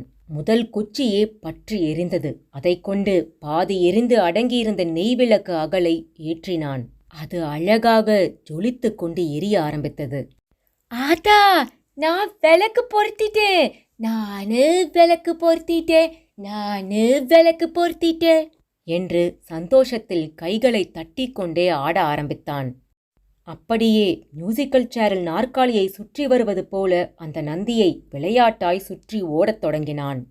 திரௌபதி அந்த நந்தியையும் உள்ளிருக்கும் சிவலிங்கத்தையும் மாறி மாறி பார்த்தாள். அவளுக்குள் இனம் புரியாத உணர்ச்சிகள். இவ்வளவு நாட்களாய் இப்படி ஒரு கோவில் இருப்பது தெரியாமலே போய்விட்டது என்று அவளுக்குள் ஒரு வருத்த உணர்ச்சி. வேலப்பனோ விளையாட்டாகவே நந்தியை சுற்றி கொண்டிருந்தான். இப்போது சும்மா சுற்றாமல், நந்தி சாமிக்கு ஆரோகரா, சிவ சாமிக்கு ஆரோகரா என்று பாடிக்கொண்டே வேறு சுற்றினான். எல்லாமே மனவளர்ச்சி இல்லாத ஒரு குழந்தைத்தனமாகவே இருந்தது. திரௌபதி அவன் சுற்றட்டும் என்று விட்டுவிட்டு மெல்ல கோவிலை சுற்றி வர ஆரம்பித்தாள். ஒரு இடத்தில் கருவேல மரம் ஒன்றின் மேல் காவித்துணி காய வைக்கப்பட்டது போல் கிடந்தது. அந்த மரத்துக்கு பக்கத்தில் நிறைய சாம்பல் துகள்கள் வேறு. திரௌபதிக்கு ஒன்று மட்டும் நன்றாக புரிந்தது, இங்கு யாரோ அடிக்கடி வந்து போய்க் கொண்டிருக்கிறார்கள் என்று. மெல்ல நடந்தாள். சிறிய கோவில்தான், மொத்தமாய் 1000 சதுரடிக்குள் அடக்கிவிடலாம். ஆனால் கோவிலை சுற்றி எல்லாவிதமான மரங்களும் கண்ணில் பட்டன. குறிப்பாக வில்வ மரம் விண்ணை முட்டுமளவு வளர்ந்திருந்தது. அதில் பந்து பந்தாய் காய்கள். ஆச்சரியமாக இருந்தது. காட்டை சீர்படுத்தி இந்த கோவிலையும் சீர்திருத்தி தினமும் 6 கால பூஜை செய்ய வழிவகை செய்ய வேண்டும் என்று அப்போதே முடிவெடுத்து விட்டாள். அப்படியே நடந்து திரும்பவும் நந்தியிடம் வந்து சேர்ந்தாள். அங்கே வேலப்பன் சுற்றி வருவதை நிறுத்திவிட்டு விரைப்பாக நின்று கைகூப்பி வணங்கியபடி இருந்தான். அவன் அவ்வளவு பவ்யமாக நின்று சாமி கும்பிட்டு அவள் பார்த்ததே இல்லை. அவனும் மெல்ல கண் திறந்தான். திரௌபதியை புதிதாக பார்ப்பது போல் பார்த்தான். பைத்தியக்காரத்தனமாக பார்க்கும் அந்த கோண பார்வையும் உடம்பு நெரிசல்களும் அவனை விட்டு எங்கோ போய்விட்டிருந்தது. வேலப்பா! அம்மா! அம்மாவா? என்னம்மா இது கேள்வி? நீங்க என்னோட அம்மா தானே? நான் அம்மாதான்டா. ஆனா நீ என்ன ஆத்தானுதானடா கூப்பிடுவ? அப்படியா? எனக்கு தெரியலம்மா. எல்லாமே எனக்கு புதுசா தெரியுது. இந்த இடம், நீ, இந்த கோவில் எல்லாமே. அவன் பேச பேச திரௌபதிக்குள் இனம் புரியாத ஒரு சிலிர்ப்பு. வேலப்பா, நீ இப்படி தெளிவா பேசுறத கேட்கிற போது எனக்கு எப்படி இருக்கு தெரியுமா? அம்மா, அப்போ இவ்வளவு நாளா நான் தெளிவா இல்லாம இருந்தேனா? ஆமாண்டா. எப்படிடா நடந்துச்சு இந்த அதிசயம்? கழுத்து புருஷனும் சரியில்லை, வயிற்று புருஷனும் சரியில்லைன்னு நான் நொறுங்கி போயிருந்தேன். இப்ப உன்னை நான் பார்க்கறச்ச எனக்கு ஒரு புது நம்பிக்கை பிறந்திருக்குடா. போதும்மா, பழைய குப்பைய கிளறாத. இந்த கோவிலை பாத்தியா? எவ்வளவு பாழ்பட்டு கிடக்குது. இத முதல்ல சீர் செய்யணும். கண்டிப்பா வேலப்பா. இந்த கோவிலை பார்த்ததையே நான் பெரிய புண்ணியமா நினைக்கிறேன். இது சாதாரண கோவில் இல்ல. எனக்கு வழிகாட்டின அந்த ரெட்டத்தலை நாகமும் சாதாரண பாம்பு இல்ல. இந்த நந்திய சுத்தி தான் நீ புத்தி தெளிஞ்சிருக்க. இங்க சொல்ல முடியாத அளவு ஒரு சக்தி இருக்குது வேலப்பா. திரௌபதி உணர்ச்சி மிகுதியோடு கண்கலங்கவும் செய்தாள்.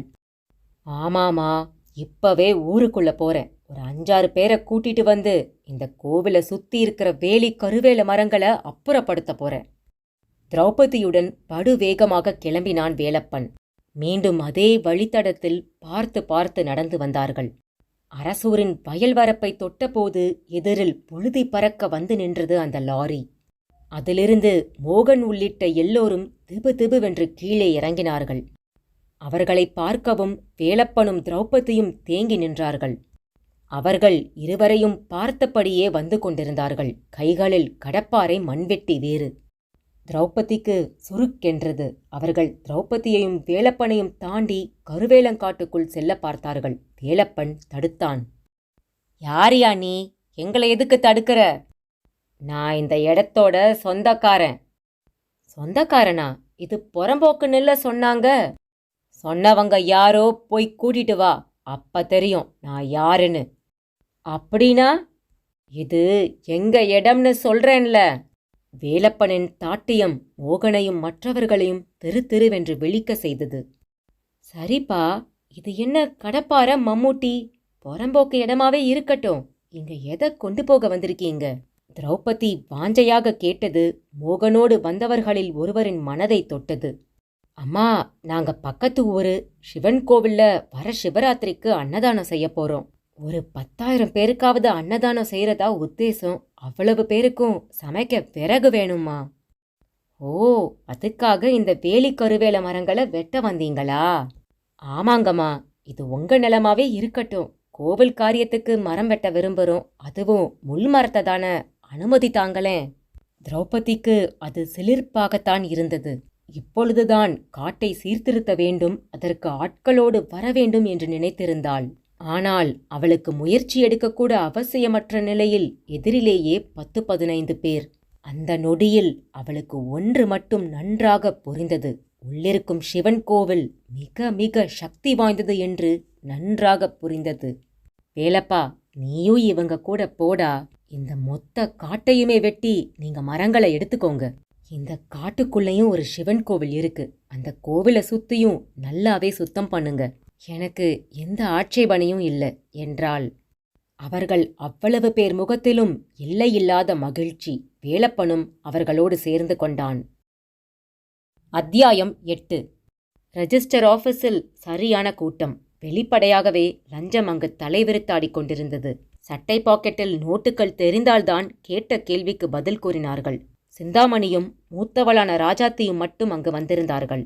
வக்கீல் வாத்திராஜ் அவர்களுக்கு முன்பே அந்த பணக்காரருடன் அங்கு வந்து காத்திருந்தார். இவர்கள் வந்ததும் அடுத்து மளமளவென்று பத்திரங்களில் கையெழுத்து போடுவது, ரேகை உருட்டுவது என்கிற சடங்குகள் ஆரம்பமாகிவிட்டது. சிந்தாமணி நீட்டிய தாள்களில் எல்லாம் கையெழுத்து போட்டாள். புரோக்கரை போன்ற ஒருவன் ஒவ்வொரு கையெழுத்தின் போதும் அவளிடம் அசடு வழிய சிரித்தான். 80 லட்சத்துக்கு சொத்தெழுதி வாங்கிட்டீங்களாமே, வக்கீலையா சொன்னாரு. கெட்டிக்காரங்கத்தான். இந்த ஆபீஸ் மதிப்பு படி பார்த்தா 50 லட்சம் கூட தேராது என்று அவள் காதில் தேனை ஊற்றினான். ரெஜிஸ்டர் ஆபீஸை விட்டு வெளியே வந்தவள் வக்கீலை தேடினாள். ஆனால் பாத்திராஜையும் சரி அந்த பெரிய மனிதரையும் சரி காணவில்லை. பாத்தியாடி இந்த வக்கீல இப்படி ஓடி போயிட்டான், போகும்போது ஒரு வார்த்தை சொல்லிப்புட்டு போலாம்ல என்று வாய்விட்டு வருத்தப்படவும் செய்தாள். அப்படியே ஒரு ஆட்டோ பிடித்து அவள் புதிதாக கணக்கு துவங்கியுள்ள பேங்குக்கு விட சொன்னாள். கூடவே வந்தபடி இருக்கும் மூத்தவள் ராஜாத்தியின் துணிப்பையில் 80 லட்சம் ரூபாய்க்கான செக் பத்திரமாகவே இருந்தது. அந்த செக்குடன் நேராக பேங்க் அக்கவுண்டன்ட் முன் போய் நின்றாள். அடடா, வாங்க சிந்தாமணியம்மா, சொத்து பத்தெல்லாம் வித்து பணம் ஆக்கியாச்சா? பொறவு 80 லட்சத்துக்கு ஒரே செக்கால எழுதி கொடுத்துட்டான். இப்பத்தான் பத்திரப்பதிவு ஆபீஸுக்கு போய் கையெழுத்து போட்டுட்டு சப்ஜாடா எல்லா சொத்தையும் தலைமொழுகிட்டு இங்க வர்றேன். அவள் சொல்ல சொல்ல அக்கவுண்டன்ட் முகத்தில் ஒரு அதிர்ச்சி பரவியது. ஏன் சார் உங்க முகம் ஒரு மாறி போகுது? பின்ன என்னங்கம்மா, செக்கு வாங்கின நீங்க இங்க அக்கவுண்ட்ல பணம் இருக்கான்னு பார்த்துட்டுல கையெழுத்து போட்டிருக்கணும். அக்கவுண்டன்ட் சொல்லி முடிக்கும் முன்பே சிந்தாமணிக்கு மயக்கமே வந்துவிட்டது. அத்தியாயம் 9.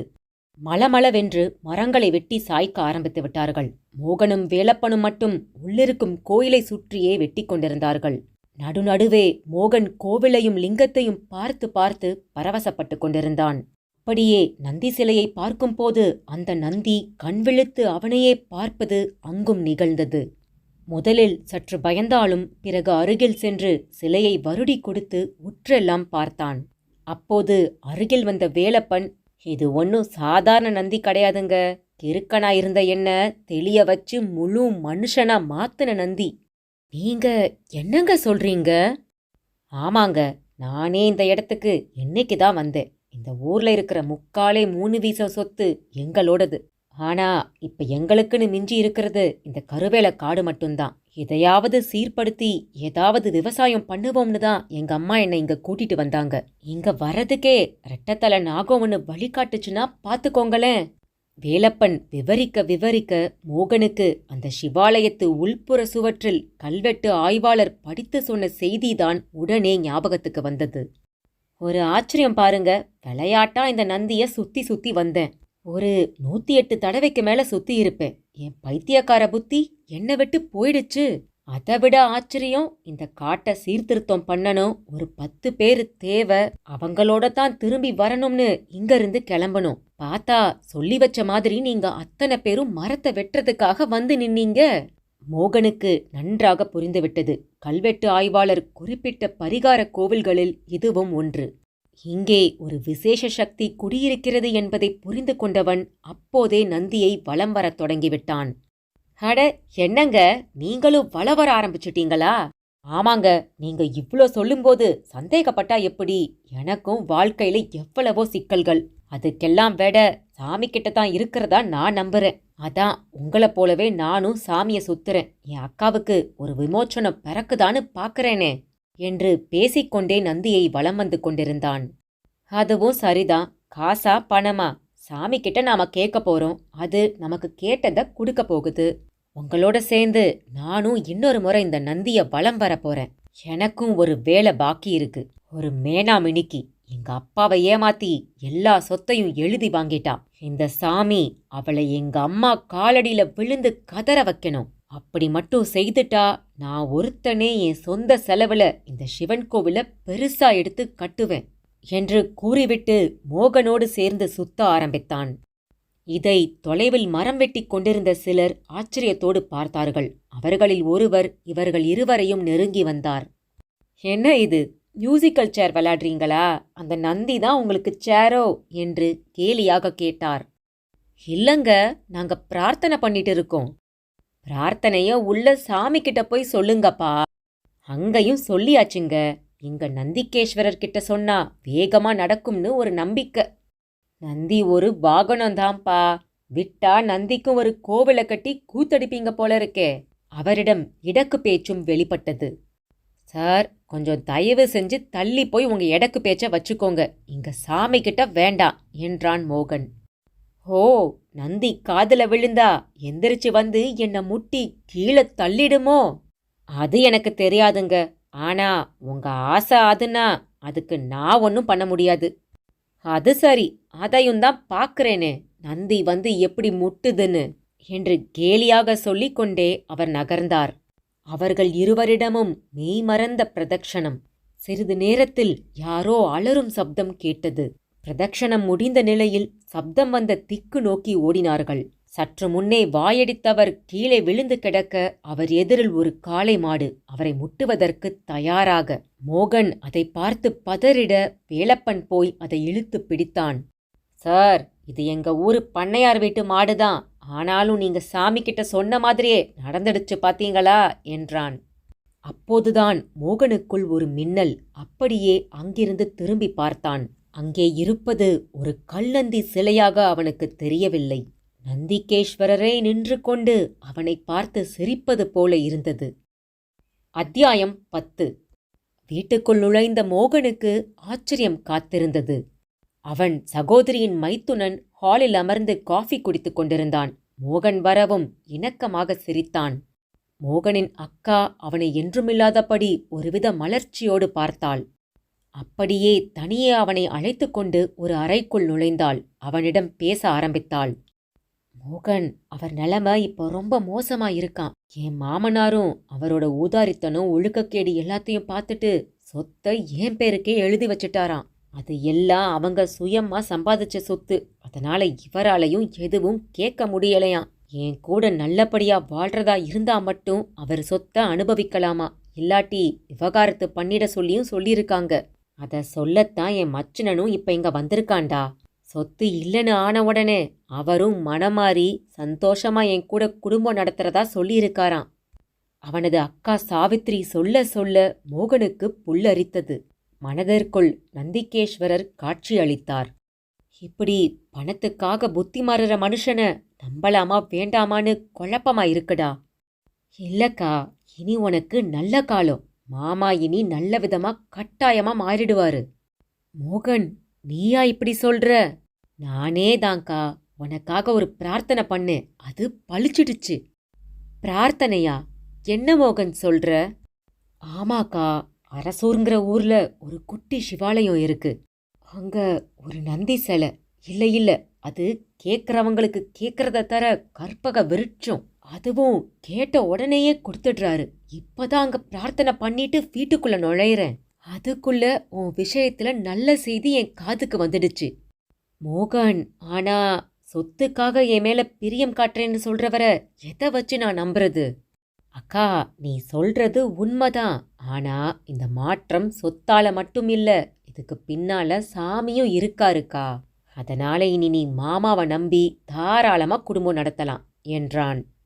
அடுத்த நொடி இவ்வளவுக்கும் பாதை போட்டு தந்த அந்த தீட்சிதர் தான் நினைவுக்கு வந்தார். அவரை மீண்டும் சந்தித்து கல்வெட்டு செய்திப்படி ஒவ்வொரு விஷயமும் அப்படியே நடப்பதை அவரிடம் கூற வேண்டும் என்று நினைத்தான். அது மட்டுமில்லாமல் இந்த நந்தீஸ்வரர் புகழை உலகுக்கே தெரிவித்துவிட வேண்டும் என்பது போல துடிக்கத் தொடங்கிவிட்டான். அரசூரில் கோவிந்தராஜ உடையாரின் வீட்டு முன் ஒரே ரணகலம். சிந்தாமணியின் மாப்பிள்ளைகள் இருவரும் அறிவாளும் கையுமாக வக்கீல் வாத்திராஜை வெட்டி பொலி போட்டு விடுவதாக கூறி புறப்பட்டு கொண்டிருந்தார்கள். வீதியே வேடிக்கை பார்த்து கொண்டிருந்தது. ஒருவரும் சிந்தாமணியிடம் சென்று என்ன பிரச்சனை என்று கேட்கவே இல்லை. மாறாக, பிச்சை எடுத்தாராம் பெருமாளு, அதை புடுங்கித் தின்னாராம் அனுமாரு என்று பழமொழியை சொல்லி சிரித்து கொண்டிருந்தார்கள். சிந்தாமணிக்கு ஓங்கி அழக்கூட தைரியம் வரவில்லை. நிஜமாகவே பாதிக்கப்பட்டவர்கள் இம்மாதிரி தருணங்களில் தெய்வத்திடம் சென்றுதான் முறையிடுவார்கள். கடவுளே, நான் என்ன தப்பு செஞ்சேன், எனக்கு ஏன் இப்படி ஒரு சோதனை என்று கண்ணீர் விடுவார்கள். சிந்தாமணியால் அப்படியெல்லாம் கடவுளிடம் போய் நிற்க முடியாது. அவ்வளவு ஏன், கடவுளை நிமிர்ந்து பார்க்கக்கூட அவளது குற்றம் அவளை விடவில்லை. அப்போதுதான் பிரார்த்தனை செய்யக்கூட ஒரு யோகியதை இருக்க வேண்டும் என்பதே அவளுக்கு புரிந்தது. ஒரு பக்கம் தான் தன் கணவரைப் போன்ற உடையாருக்கு செய்த துரோகத்துக்கு தனக்கு இப்படி ஒரு தண்டனை தேவைதான் என்றும் தோன்றியது. அவளால் வாய்விட்டு எதையுமே பேசக்கூட முடியவில்லை. மாப்பிள்ளைகள் இருவருமே இப்படி எதை பற்றியும் சிந்திக்காமல் வக்கீலையும் அந்த பணக்கார பெரிய மனிதரையும் போட்டுத்தள்ள முடிவு செய்து போய்க் கொண்டிருந்தார்கள்.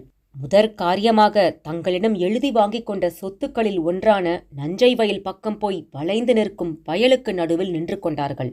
இடத்தை எழுதி வாங்கிக் கொண்டவன் இந்த இடத்திற்கு வந்துதானே தீர வேண்டும். அப்போது அந்த ஊர் தலையாரியோடு வக்கீல் ஒருவர் கோட்டும் டையுமாக வயல்வெளி முன் காரில் வந்து இறங்கினார். மாப்பிள்ளைகள் சின்னராசுவும் முத்தையனும் அரிவாளை தூக்கி பிடித்துக்கொண்டு ஓடி வந்து நின்றார்கள். வந்தவர் வாத்திராஜ் இல்லை. புதிய வக்கீலை பார்த்தவர்களுக்கு திகைப்பு. ஊர்த்தலையாரி அவர்களிடம் பேசத் தொடங்கினார். ஹெலே, என்னங்கடா இது? ஐயனார் மாதிரி கையில அருவா, அதான் சொத்தையெல்லாம் எழுதி கொடுத்துட்டீங்களே, அப்புறம் என்னடா இது ஆவேசம்? ஏ தலையாரி, என்ன கொழுப்பா? நாங்க ஏமாத்தப்பட்டது உனக்கு தெரியாது? இப்ப அதுக்கு என்னடா பண்ண? உங்களுக்கும் எங்க உடையார் சொத்துக்கும் என்னடா சம்பந்தம்? நீங்க அவரை மயக்கி ஏமாத்தி வாங்கிக்கல? தலையாரி, பொத்துடா, சும்மா எகுறாத. உன் மாமிய என்னமோ அவதான் பெரிய புலின்னு நினைச்சு ஏமாத்த பார்த்தா, அவளுக்கு மேல புலியும் சிங்கமும் ஊருக்குள்ள திரியிற போது அவளால இனி என்ன செய்ய முடியும்? என்ன செய்ய முடியுமாவா? இந்த அறிவாளுக்கு பதில் சொல்ல முடியுமா அவங்களால? ஏதோ பாருங்கடா, உன் மாமியாருக்கு டப்பா செக்கு கொடுத்தவன் ஊரை அடிச்சு ஒலையில போடுறதே தொழிலா செய்றவன், அவனுக்கு மேல அவனோட வக்கீலு. இப்போ அந்த ஆளு அவ்வளவு சொத்தையும் முறையா சட்டப்படி இதோ இந்த வக்கீலோட வாதிக்கு எழுதி கொடுத்தாச்சு. இவரும் இடத்த அளந்து பார்த்து சரியா இருக்கான்னு தெரிஞ்சுக்கத்தான் வந்திருக்காரு. கையில கோர்ட் ஆர்டர் இருக்கு. ஊர் தலையாரினா இவருக்கு ஒத்தாசை பண்ண வேண்டியது ஏன் கடமை. நீ அறிவாளை தூக்கிட்டு வெட்டுறதா இருந்தா போய் அந்த ஆளையும் அந்த வக்கீலையும் வெட்டு. இப்ப எங்களுக்கு வழிய விடு. தலையாரியும் பொளந்து கட்டிவிட்டார். இருவர் முகத்திலும் ஈயாடவில்லை. சக்தி அவ்வளவும் ஆவியானது போல் உணர்ந்தார்கள். ஐயா, அந்த டுப்பாக்கூர் வக்கீலு இப்ப எங்கங்க இருப்பான் என்று ஸ்ருதி குறைந்து போய் கேட்டார்கள். என் அறிவுக்கு எட்னதை வச்சு சொல்றேன். அந்த வக்கீலையும் சரி, உங்களை ஏமாத்திட்டதா நீங்க சொல்ற அந்த பணக்காரரையும் சரி, இனி உங்களால எங்க தேடினாலும் கண்டுபிடிக்க முடியாது. அவங்க மேல கிரிமினல் வழக்கு போடுறதுனா கூட உங்ககிட்ட எவிடன்ஸ் பெருசா இல்ல. அந்த போலி செக்கை நான் கொடுக்கவே இல்லைன்னு அந்த ஆளு சொல்லிட்டா கேஸு நிக்காது. சட்டப்படி ஒண்ணுமே செய்ய முடியாது. ஆனா உங்க கையில இருக்கிற அறிவாளுக்கு சக்தி அதிகம். ஆனா அதுலயும் அவன் கில்லாடி. அவன்கிட்ட மிஷின் கன்னே இருக்குது. பேசாம ஒதுங்கிக்கிறது தான் உங்களுக்கு நல்லது. இல்லாட்டி உங்களை சத்தமில்லாம கொன்னு புதைச்சிட்டு அவன் பாட்டுக்கு போயிட்டே இருப்பான். பேராசையிலையும் தப்பு பண்றதுலையும் நீங்க கத்துக்குட்டீங்க, அவங்களும் மாஸ்டருங்க. புதிய வக்கீல் ஒரு பிளாஸ்திரியை வாயில் போட்டு ஒட்டாத குறை.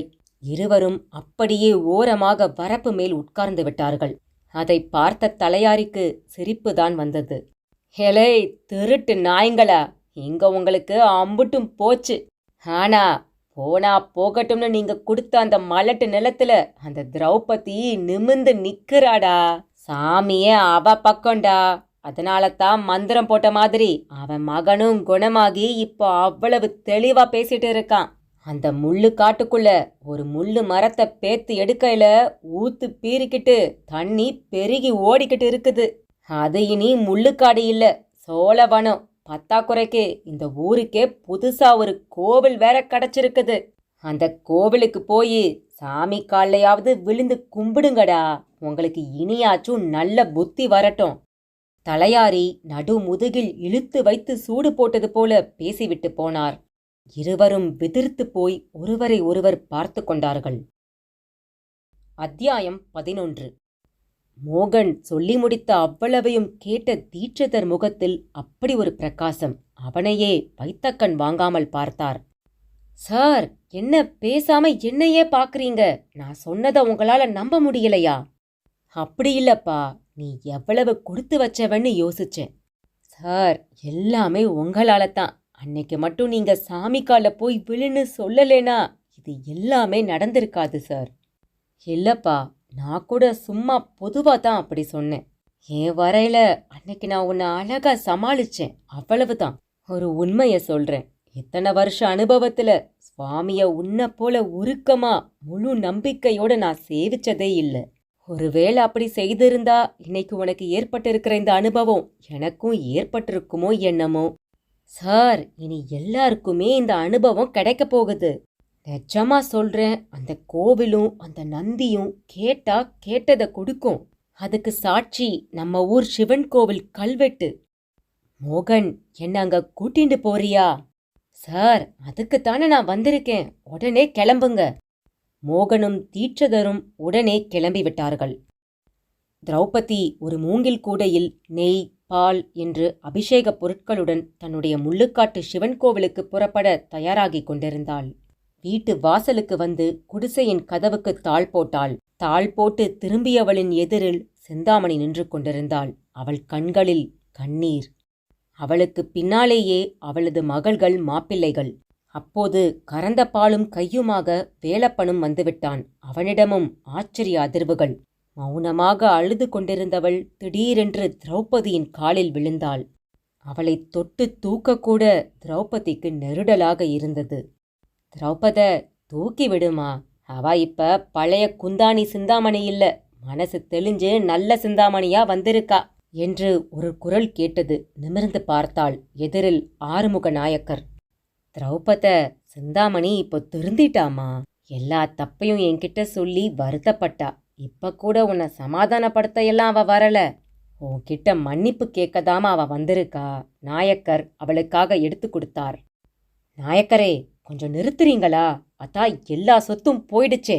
எவனோ ஏமாத்தி கொண்டு போயிட்டான். இப்ப மன்னிப்பு கேட்டு என்ன அர்த்தம் என்று வேலப்பன் நாயக்கரிடம் தன் கோபத்தை காட்டினான். நீ சொல்றது நியாயம்தான் வேலப்பா. ஆனா உங்க சொத்து உங்களுக்கே திரும்பி வரப்போகுது. சிந்தாமணி உங்க அப்பாவை ஏமாத்தி வாங்கின சொத்து விவரத்தையெல்லாம் போலீஸ்கிட்ட சொல்ல போறாளாம். உடையாரும் மனப்பூர்வமா அந்த சொத்தை இவளுக்கு எழுதி தராததால சட்டப்படி அது உனக்கு தான்ப்பா சொந்தம். தனக்கு என்ன நடந்தாலும் சரி, அந்த திருட்டு பசங்க உங்க அப்பா சொத்தை அனுபவிக்க கூடாதுங்கிறது தான் இப்ப சிந்தாமணியோட விருப்பம்பா. நாயக்கர் சொல்ல சொல்ல வேலப்பனுக்கு நந்தியிடம் வேண்டிக் கொண்டதுதான் நினைவுக்கு வந்தது. வேண்டிக் கொண்டது போலவே சிந்தாமணி தன் தாயின் காலடியில் விழுந்து கிடப்பதை பார்த்தவன் அதற்கு மேல் ஒரு வார்த்தை பேசவில்லை. திரௌபதியிடம் கோவிலுக்கு கிளம்புமாறு அவசரப்படுத்தினான். திரௌபதி என்ன நினைத்தாலோ தெரியவில்லை. கண்ணீரோடு நின்ற சிந்தாமணியையும் தன்னோடு கோவிலுக்கு வரும்படி கேட்டுக்கொண்டாள். சிந்தாமணி அதை கேட்டு சிலிர்த்து விட்டாள். அக்கா, உங்களுக்கு என் மேல கோபமே இல்லையா? எவ்வளோ பெரிய மனசு உங்களுக்கு என்றாள். அடியே, தப்பு பண்றதை விட பெரிய விஷயம் அந்த தப்பை திருத்திக்க முன்வர தைரியம் தாண்டி. இந்த மாதிரி அசட்டு தைரியத்துக்கு என்கிட்ட பஞ்சமே இல்லை. உங்களை மாதிரி பொறுமைதான்க்கா பெரிய விஷயமா படுது. சரி விடு சிந்தாமணி, இனி உனக்கும் எல்லா பக்குவமும் வந்துடும். இப்ப என் கூட கோவிலுக்கு வா. அது நம்ம நிலத்தோட கோவில். அங்க போயிட்டு வந்தாலே நல்லது நடக்குது. என்னோட வேலப்பனை பாரு, எப்படி மாறி இருக்கான். அக்கா, நீ என்னை கூப்பிட்டது ரொம்ப சந்தோஷம். ஆனா நான் பாவிக்கா. தப்பு பண்ணவ கோவிலுக்கு போறதை விட முக்கியமான விஷயம் நான் போலீஸுக்கு போறது தான். அதெல்லாம் தேவையில்லை சிந்தாமணி. நம்ம சொத்து நல்ல சொத்துனா அந்த ஏமாத்துக்காரனே திரும்ப எடுத்துட்டு வந்து தருவான்.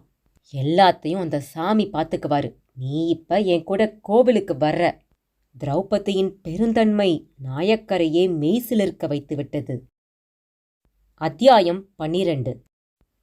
அந்த சிவாலயத்து கல்வெட்டு செய்தியை படித்த தீட்சிதர் முகத்தில் ஒரே பரவசம். மோகன் ஒரு கேமராவில் அந்த கல்வெட்டு காட்சிகளை படம் பிடித்து கொண்டிருந்தான். ஆமா மோகன், அவ்வளவும் அபூர்வமான தகவல்கள். இந்த கோவில் ஒரு பரிகார கோவில். இங்க இருந்து மண் எடுத்துட்டு போய் கட்டின கோவில்தான் அந்த அரசூர் கோவில்.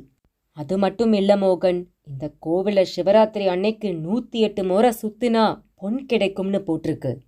அதையும் சோதிச்சு பார்க்கணும். தீட்சிதர் பேச்சு மெல்ல திசை மாறி சோதித்து பார்ப்பது என்பதில் போய் நின்றது. மோகனும் அதை பெரிதாக எடுத்துக்கொள்ளவில்லை. ஆமா சார், நான் சிவராத்திரி அன்னைக்கு கண்டிப்பா இந்த கோவில 108 முறை வலம் வர போறேன். ரொம்ப சரி. அப்புறம் இன்னொரு விஷயம்.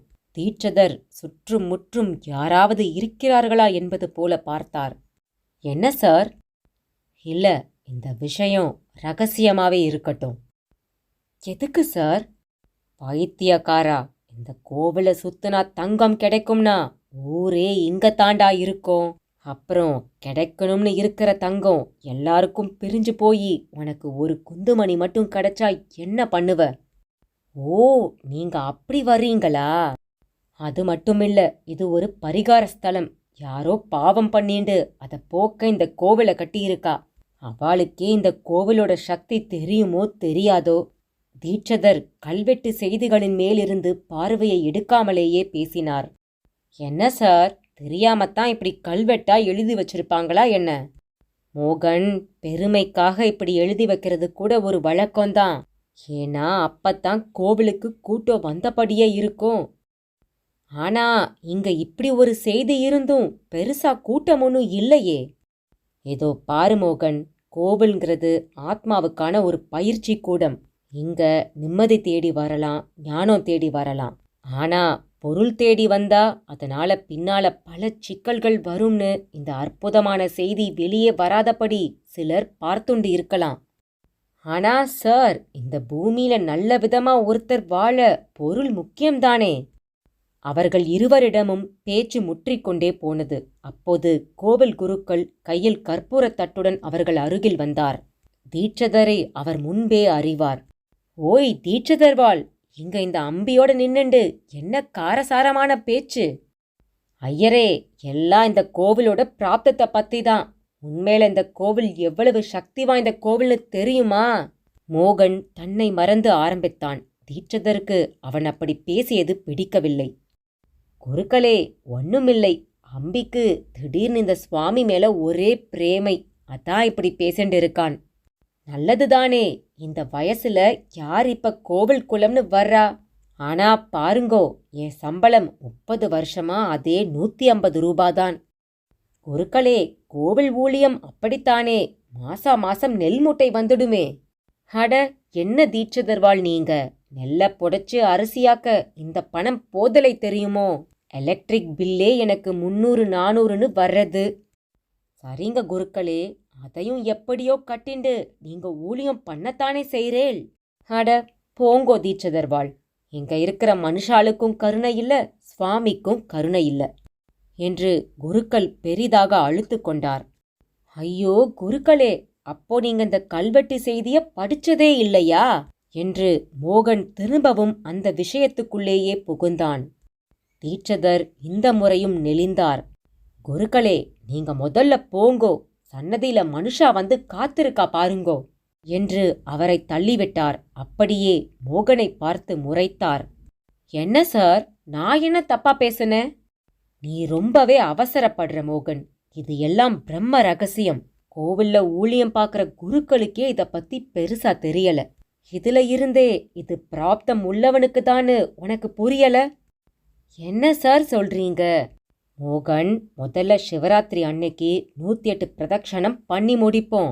நீயும் பண்ணு, நானும் பண்றேன். 2 பேருக்கும் பொன் கிடைக்கிறதான்னு பாப்போம். அப்புறமா மற்ற விஷயத்த பத்தி யோசிப்போம் மோகன். சார், எனக்கு இதுல கொஞ்சம் கூட சந்தேகமே இல்ல. அதான் அந்த அரசூர் நந்தி பத்தி சொன்னேனே. அடுத்து நாம போக போறது அங்கதான். தீட்சிதர் ஒரு முடிவோடு சொன்னார். அவரிடமோ ஒரு புதையலை வசப்படுத்திவிட்ட ஒரு பாவனை. அரசூருக்குள் நுழைந்தபோது ஊரே மாறியிருந்தது.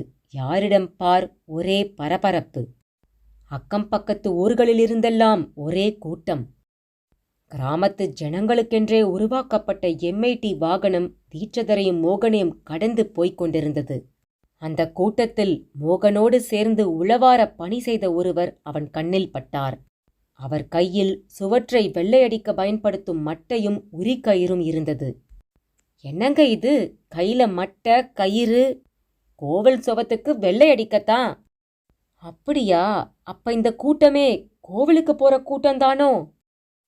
ஆமா, அந்த கோவிலுக்கு சொந்தக்கார பையனான வேலப்பன் பைத்தியமா இருந்தவனாம்ல. இப்ப புத்தி தெளிஞ்சு அவன்தான கோவில் காரியத்தையே பாக்குறான். அங்க இருக்கிற நந்திக்கிட்ட வேண்டுனா எது வேணும்னா நடக்குமா? அவர் அப்படி சொன்னது தீட்சதரை சலனப்படுத்தியது. சரி, ஆனா அதுக்குள்ள அப்படி என்னவெல்லாம் நடந்துடுச்சான்? நீங்க வேற, சிந்தாமணிங்கிற பொம்பளை பெரிய கைகாரியாம். இப்ப அவளே புத்தி மாறி போய் கோவிலே கதின்னு கிடக்குறா. இதுக்கு மேல என்ன வேணும்?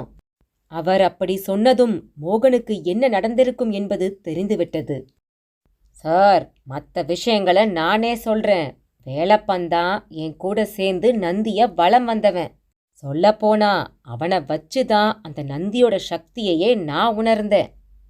ஏன் எதிரில தான் சார் அந்த சிந்தாமணி அவங்க அம்மா காலில் விழணும்னு வேண்டிக்கிட்டான். இவர் சொல்றத பார்த்தா அது அப்படியே நடந்திருக்குன்னு தான் நினைக்கிறேன். அதே மாதிரி எனக்கும் என் அக்காவோட பிரச்சனை தீந்துச்சுல சார். அங்கேயே அப்போதே மோகன் மளமளவென்று போட்டு உடைத்து விட்டான். தீட்சதர் முகம் பரபரப்புக்கு மாறியது. அப்படியே நடந்து முள்ளுக்காட்டு பக்கம் போனபோது காடே தரைமட்டமாகி பளீச்சென்று நிலப்பரப்பு தெரிந்தது. அதில் ஒரு வழித்தடம் உருவாக்கப்பட்டு அது நேராக கோவில் முன் சென்று முடிந்தது. அங்கே ஒரு 50-60 பேர் பலவிதமான வேலைகளை செய்து கொண்டிருந்தார்கள். சிலர் நந்தியை பயபக்தியுடன் சுற்றி வந்து கொண்டிருந்தார்கள்.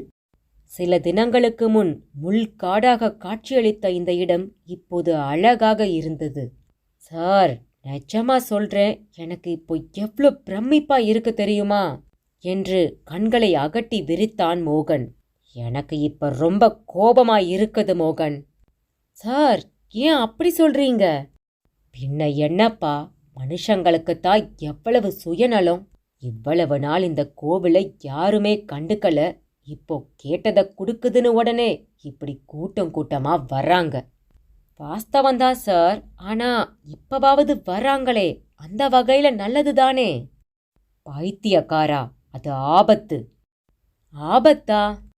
என்ன, நந்திக்கிட்ட வேண்டிக்கிறது அப்படியே நடக்க தொடங்கிட்டா என்ன ஆகும்னு தெரியுமா? என்ன ஆகும் சார்? உனக்கு அதையெல்லாம் புரிஞ்சுக்கிற சக்தி கிடையாது மோகன்.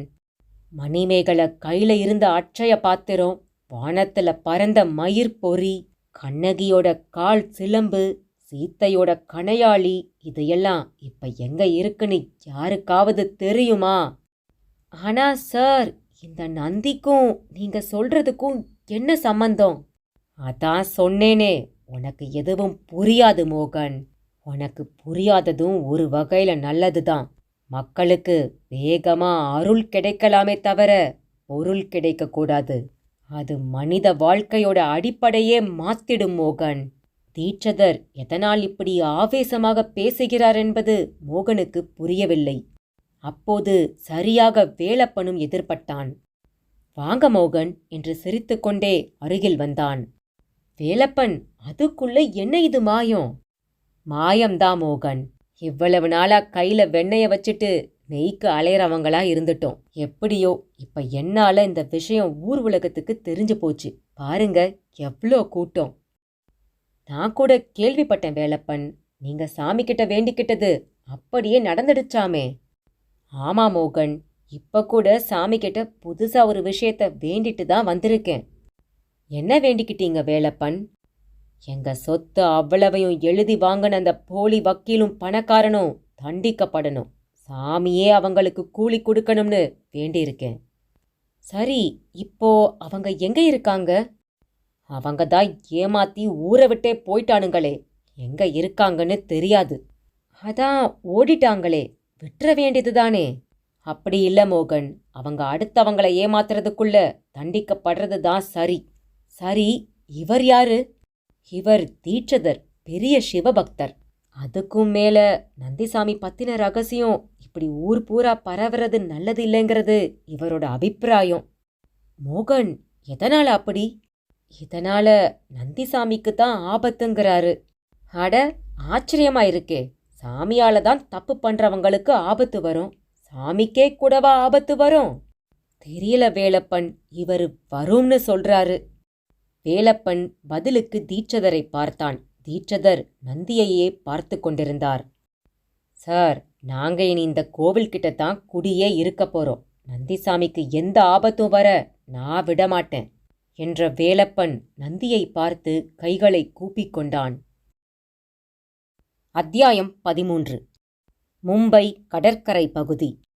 அந்த படகு கார் ஒன்றிலிருந்து வக்கீல் வாத்திராஜும் அந்த பணக்கார பெரிய மனிதரும் இறங்கி நின்றார்கள். காற்று சிலு சிலுவென்று வீசிக்கொண்டிருந்தது. கடற்கரை முழுக்க மும்பையின் படித்த மக்கள் கூட்டம். வாத்திராஜ் ஒரு சிகரெட்டை எடுத்து பற்ற வைத்து கொண்டார். அந்த பணக்கார மனிதர் ஒரு சுருட்டை பற்ற வைத்து கொண்டார். டெல்லியில ஒரு சொத்து வழக்கு வந்திருக்கு. கிட்டத்தட்ட அரசூர் கேஸ் மாதிரியே. உள்ள நுழைஞ்சிடலாமா? வாத்திராஜ் புகைவிட்டபடியே கேட்க அந்த மனிதரும் ஆமோதிப்பாய் சிரித்தார். அப்போது வாத்திராஜின் செல்போன் சினுங்கியது. வாத்திராஜ் பேசிவிட்டு வைத்தான். என்ன வாத்தி, யாரு ஃபோன்ல? ஒன்னுமில்ல பிரதாப். பேரை சொல்லாத வாத்தி. என் பேர் யாரு காதலையும் விழக்கூடாதுன்னு எத்தனை தடவை சொல்லியிருக்கேன். ஹே, இப்ப நம்ம சுத்தி இங்க யாருப்பா இருக்கா? சரி விடு, விஷயத்துக்கு வா. யார் ஃபோன்ல? அரசூர்ல இருந்துதான். அங்க நம்ம ஆள் ஒருத்த இருக்கான். சிந்தாமணி மேல ஒரு கண்ணு வைக்க சொல்லியிருந்தேன். அவ நிச்சயம் போலீஸ்க்கும் போவா, கோர்ட்டுக்கும் போவா. அப்ப அவளை சமாளிக்கணும்ல. புல்ஷிட். விஷயத்துக்கு வா வாத்தி. அவ இப்ப என்ன போலீஸ்க்கு போயிட்டாலாமா? அது எப்படி பிரதாப் சாத்தியம்? ஸ்டேஷனை நல்லா கவனிச்சுட்டு தானே வந்திருக்கோம். ஆனா அவ போலீஸ்கிட்ட போகல. பதிலுக்கு ஒரு நந்தி கிட்ட போயிருக்கா. வாட்? நந்தி கிட்டையா? பிரதாப் என்கிற அந்த பெரிய மனிதனிடம் ஒரு நெற்றி சுருங்கிய வியப்பு. எஸ் பிரதாப், இப்ப அரசூர்ல ஒரு நந்தி தான் ஃபேமஸ்.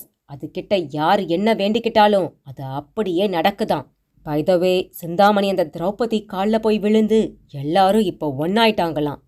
கோவிந்தராஜ உடையார மயக்கி ஏமாத்தி எழுதி வாங்கின சொத்து அதுன்னு கோர்ட்ல சிந்தாமணி சொல்ல போறாளாம். ஓ மை காட், இப்படி ஒரு புது கோணத்தை நாம யோசிச்சே பார்க்கலையே. அது மட்டும் இல்ல பிரதாப், நம்ம உயிருக்கு நந்தியால ஆபத்து வருமா? என்னோட ஆளு நம்மளை எச்சரிக்கையா இருக்க சொல்றான்.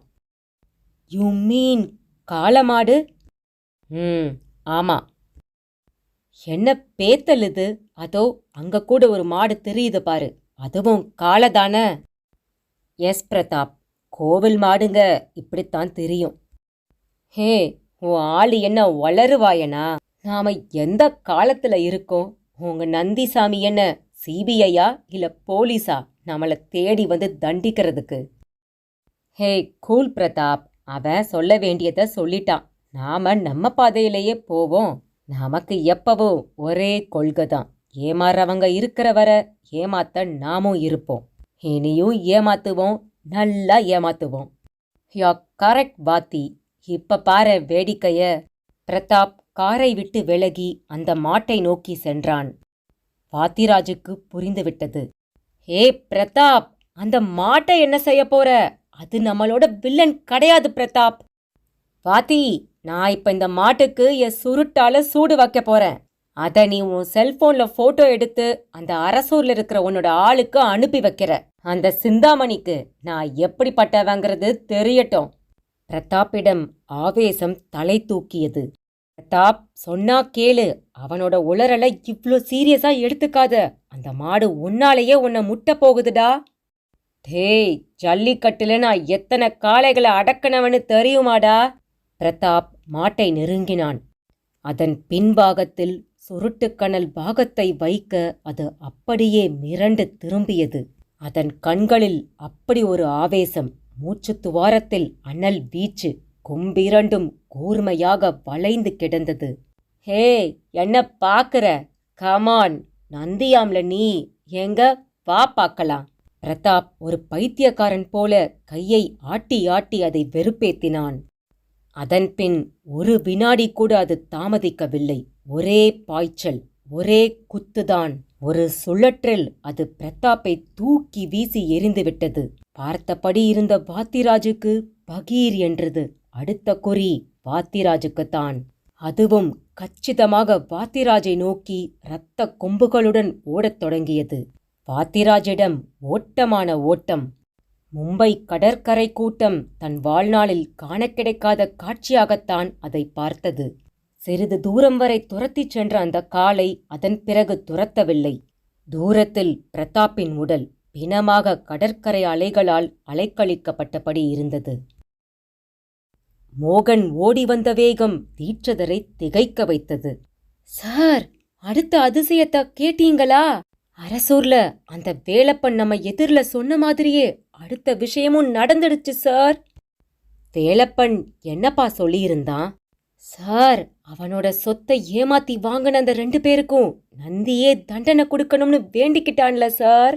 வேண்டிக்கிட்ட மாதிரியே அந்த போலி பணக்காரனை மும்பை பீச்சில் திரிஞ்சுக்கிட்டு இருந்த ஒரு காளமாடு கொன்னுடுச்சா சார்.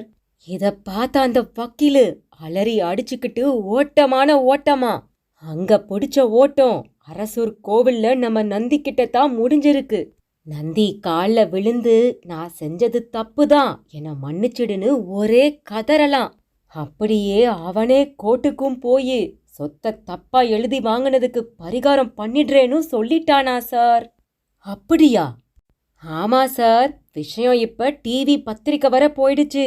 இனி அரசூரும் திருப்பதி பழனியை விட டாப்புக்கு வரப்போகுது. மோகன் பொங்கி வழிந்தான். சார், இன்னொரு விஷயம் சொல்ல மறந்துட்டேன். அது என்னப்பா? இது அடுத்த அதிசயம் சார். நேத்து சிவராத்திரிக்கு நம்ம ஊர் கோவில 108 முறை பிரதட்சணம் பண்ணேன். ஒரு டிவியில நடத்துற தங்க வேட்டை நிகழ்ச்சியில கலந்துக்கிறதுக்கு எனக்கு வாய்ப்பு வந்திருக்கு சார். அதுல ஜெயிச்சா 1 கிலோ தங்கம் சார். கோவில சிவராத்திரி அப்போ வள வந்தா தங்கம் கிடைக்குங்கிறதும் உறுதியாயிடுச்சு பாத்தீங்களா? மோகன் உற்சாகமாக பொங்கி வழிந்துவிட்டு அந்த பரவசம் குறையாமல் விலகியும் சென்றான். ஆனால் தீட்சதரோ இனி தாமதிப்பது ஆபத்து என்கிற முடிவுக்கு வந்துவிட்டார். மறுநாள் பொழுது விடிந்தபோது அரசூரே அதிர்ந்து போய் நின்றது. கோவிலில் நந்தி இருந்த இடத்தில் பீடம் மட்டும்தான் இருந்தது. நந்தி சிலையை காணவில்லை. வேலப்பனும் திரௌபதியும் கோவிலை சுற்றி சுற்றி வந்து தேடினார்கள். எப்படி திருட்டு போனது, யார் திருடியது என்று ஒன்றுமே புரியவில்லை. ஆனால் மோகனுக்கு ஒரு சந்தேகம். செய்தி அறிந்தவுடன் அவன் நேராக தீட்சதரிடம் சென்றான். சார். என்னப்பா? அரசூர் கோவில்ல நந்தி சிலை திருட்டு போயிடுச்சான். அப்படியா? என்ன சாமி அப்படியா? உங்க வேலை தானே? அவன் ஆவேசமாகத்தான் கேட்டான். ஆனால் தீட்சதர் சிரித்தார். நானும் பார்த்துட்டு தானே இருந்தேன். ஆரம்பத்துல இருந்தே உங்களுக்கு அந்த கோவில் புகழடைகிறது பிடிக்கல. ஆபத்து அது இது நீங்க. நிச்சயம் சொல்றேன், இது உங்க வேலை தான். சரிப்பா, அதுக்கு என்ன இப்போ? இப்பவே போய் உண்மைய வேலப்பன்கிட்டையும் போலீஸ்கிட்டையும் சொல்ல போறேன். சரி, அப்புறம்? அப்புறம் என்ன விழுப்புரம்? உங்களுக்கு எதுக்கு இந்த கெட்ட புத்தி? ஜனங்களுக்கு நல்லது நடக்கக்கூடாதா? நந்திக்கும் மக்களுக்கும் நடுவுல நீங்க யாரு சார் அதை தடுக்கிறதுக்கு? மோகன், முதல்ல கொஞ்சம் அமைதியாயிரு. நான் சொல்றத காது கொடுத்து கேளு. பிறகு முடிவுக்கு வா. என்ன சார் பெரிய முடிவு? நீங்க தான் எனக்கு நல்ல வழி காட்டினவர். நீங்களே இப்படி திருட்டுத்தனம் பண்ணா எப்படி சார்? பைத்தியக்காரா, தங்கம் வைரமெல்லாம் கருங்கல் செங்கல் மாதிரி வெளியில இருக்காது. அது பெட்டிக்குள்ள பத்திரமாத்தான் இருக்கணும். சார், இது சாமர்த்திய பேச்சு. நந்திய நீங்க எடுத்துட்டு வந்து உங்களுக்கு மட்டும் விரும்பினதை அடையலாம்னு பாக்குறீங்களா? மோகன், அந்த கல்வெட்டு உன்னை தூண்டி விட்டது எல்லாமே இடிஞ்சு கிடந்த அந்த கோவில் நல்ல விதமா கட்டப்படணும், 6 கால பூஜையும் நடக்கணுங்கிறதுக்காகத்தான். அது சரி, ஆனா நந்தியை எதுக்கு சார் அபகரிக்கணும்? தம்பி, உண்மையில நந்தி எந்த காரியத்தையும் செய்யல. நந்தி அருளால அந்த காரியங்களை செய்தவர் வேற ஒருவர். இது என்ன சார் புது கதை? கதை இல்ல மோகன், என் கூட வா, உனக்கு உண்மையை புரிய வைக்கிறேன். தீட்சதர் அந்த நொடியே கிளம்பிவிட்டார். அவனும் அவரை தொடர்ந்தான். அது ஒரு அடர்ந்த காட்டுப்பகுதி. கிட்டத்தட்ட மோகன் சீர்திருத்திய வேலப்பனின் முள்காட்டை விடவும் கூடுதலாக முள்ளும் மரமுமாக இருந்தது. சார், இப்ப எதுக்கு என்னை இந்த காட்டுக்கு கூட்டிட்டு வரீங்க என்று நடந்தபடியே கேட்டான். பதிலுக்கு தீட்சதர் ஒரு இடத்தை நோக்கி கை காட்டினார். அங்கே ஒரு அழகான தடாகம். தடாகத்தில் தாமரை கூட்டம். தடாக கரையில் ஒரு இடிந்த சிவாலயம். ஆலய முகப்பில் அரசூரில் அவன் பார்த்த அதே நந்தி. சார், நந்தி! ஆமா மோகன், அரசூர்ல இருந்த அதே நந்தி. கிட்டப்போ தானா புரியும். அவனும் அருகே சென்றான். அருகில் செல்ல செல்ல ஓம் நமச்சிவாய, ஓம் நமச்சிவாய என்கிற ஒரு முணுமுணுப்பு காதில் கேட்டது. நந்தி சிலைக்கு கீழே ஒரு இரட்டைத்தலை நாகம் இருந்தது. அதுதான் உச்சரித்து கொண்டிருந்தது. அதை பார்த்த நொடி மோகன் அதிர்ச்சியாகிவிட்டான். அவன் பார்த்து கொண்டிருக்கும் போதே அந்த சர்ப்பம் ஒரு வயதான சாமியாராய் மாறியது. மோகனுக்கு தான் காண்பது கனவா இல்லை நிஜமா என்கிற சந்தேகமும் கூட. நான் ஒரு சர்ப்பயோகி. பாழ்பட்ட சிவாலயங்களை சீர்படுத்துவதற்கு என் தவசக்தியை பயன்படுத்துவேன். அரசோரில் நடந்த அவ்வளவு அற்புதங்களும் என்னால் தான் நடந்தது. ஆம், என்னுள்ளே அந்த ஈசனும் நந்தீஸ்வரனும் இருக்கிறார்கள். 5ஐயும் 3ஐயும் கூட்டினால் 8 வரும். யார் கூட்டினாலும் 8 வரும். அது மாறாத கணக்கு. அதே மாதிரிதான் சில செயல்பாடுகளும். எதை எப்படி செய்தால் வெற்றி கிடைக்கும் என்று நான் பல வருடம் தவம் செய்து கண்டுபிடித்தேன். அதை யார் செய்தாலும் அவர்களுக்கும் வெற்றி கிடைத்தே தீரும். நீயும் அப்படி செய்தாய், அந்த வேலப்பனும் அப்படி செய்தான். ஆனால் உங்களுடைய அந்த ரகசியம் பட்டவர்த்தனமாகி மனித சமுதாயம் பூராவும் பரவிவிட்டது. இனி அது அங்கு இருந்தால் ஆபத்து. அதை தவிர்க்கத்தான் நான் நந்தியோடு இந்த இடிந்த சிவாலயத்துக்கு வந்துவிட்டேன். உண்மையில் உங்கள் மூலமாக அரசூர் கோவில் புதிய பொலிவடைய வேண்டும் என்பது விதி. அது அப்படியே நடந்துவிட்டது. மற்றவர்களுக்கு உங்கள் விதிப்பாடு கிடையாது. இனி இந்த நந்தி ரகசியம் பற்றி மீடியாக்கள் தப்பாக பேசும். உன்னையும் வேலப்பனையும் கூட தப்பாக விமர்சிப்பார்கள். உங்களுக்கு கிடைத்த இந்த வெற்றிகளை கூட திட்டமிட்ட நாடகம் என்று வர்ணிப்பார்கள். அது நாடகமா உண்மையான வெற்றியா என்பது உனக்கு மட்டும் தெரிந்தால் போதும். எப்பொழுதும் அற்புதங்கள் மலிவாக கிடைத்துவிடக்கூடாது. விதியுள்ளவர்கள், நல்ல பக்தியுள்ளவர்கள் என்னிடம் வந்து அடைய வேண்டியதை அடைவார்கள். மற்றவர்களோட கர்மத்தை அற்புதங்களால் மாற்ற நினைப்பது இயற்கைக்கு எதிரானது. நான் சொல்வதை புரிந்து கொள்ள இப்பொழுது உன்னால் முடியாது. ஆனால் போக போக உனக்கே புரியும். என் சந்திப்பு கூட உன் மனதில் ஒரு கனவாகவே இருக்கும்.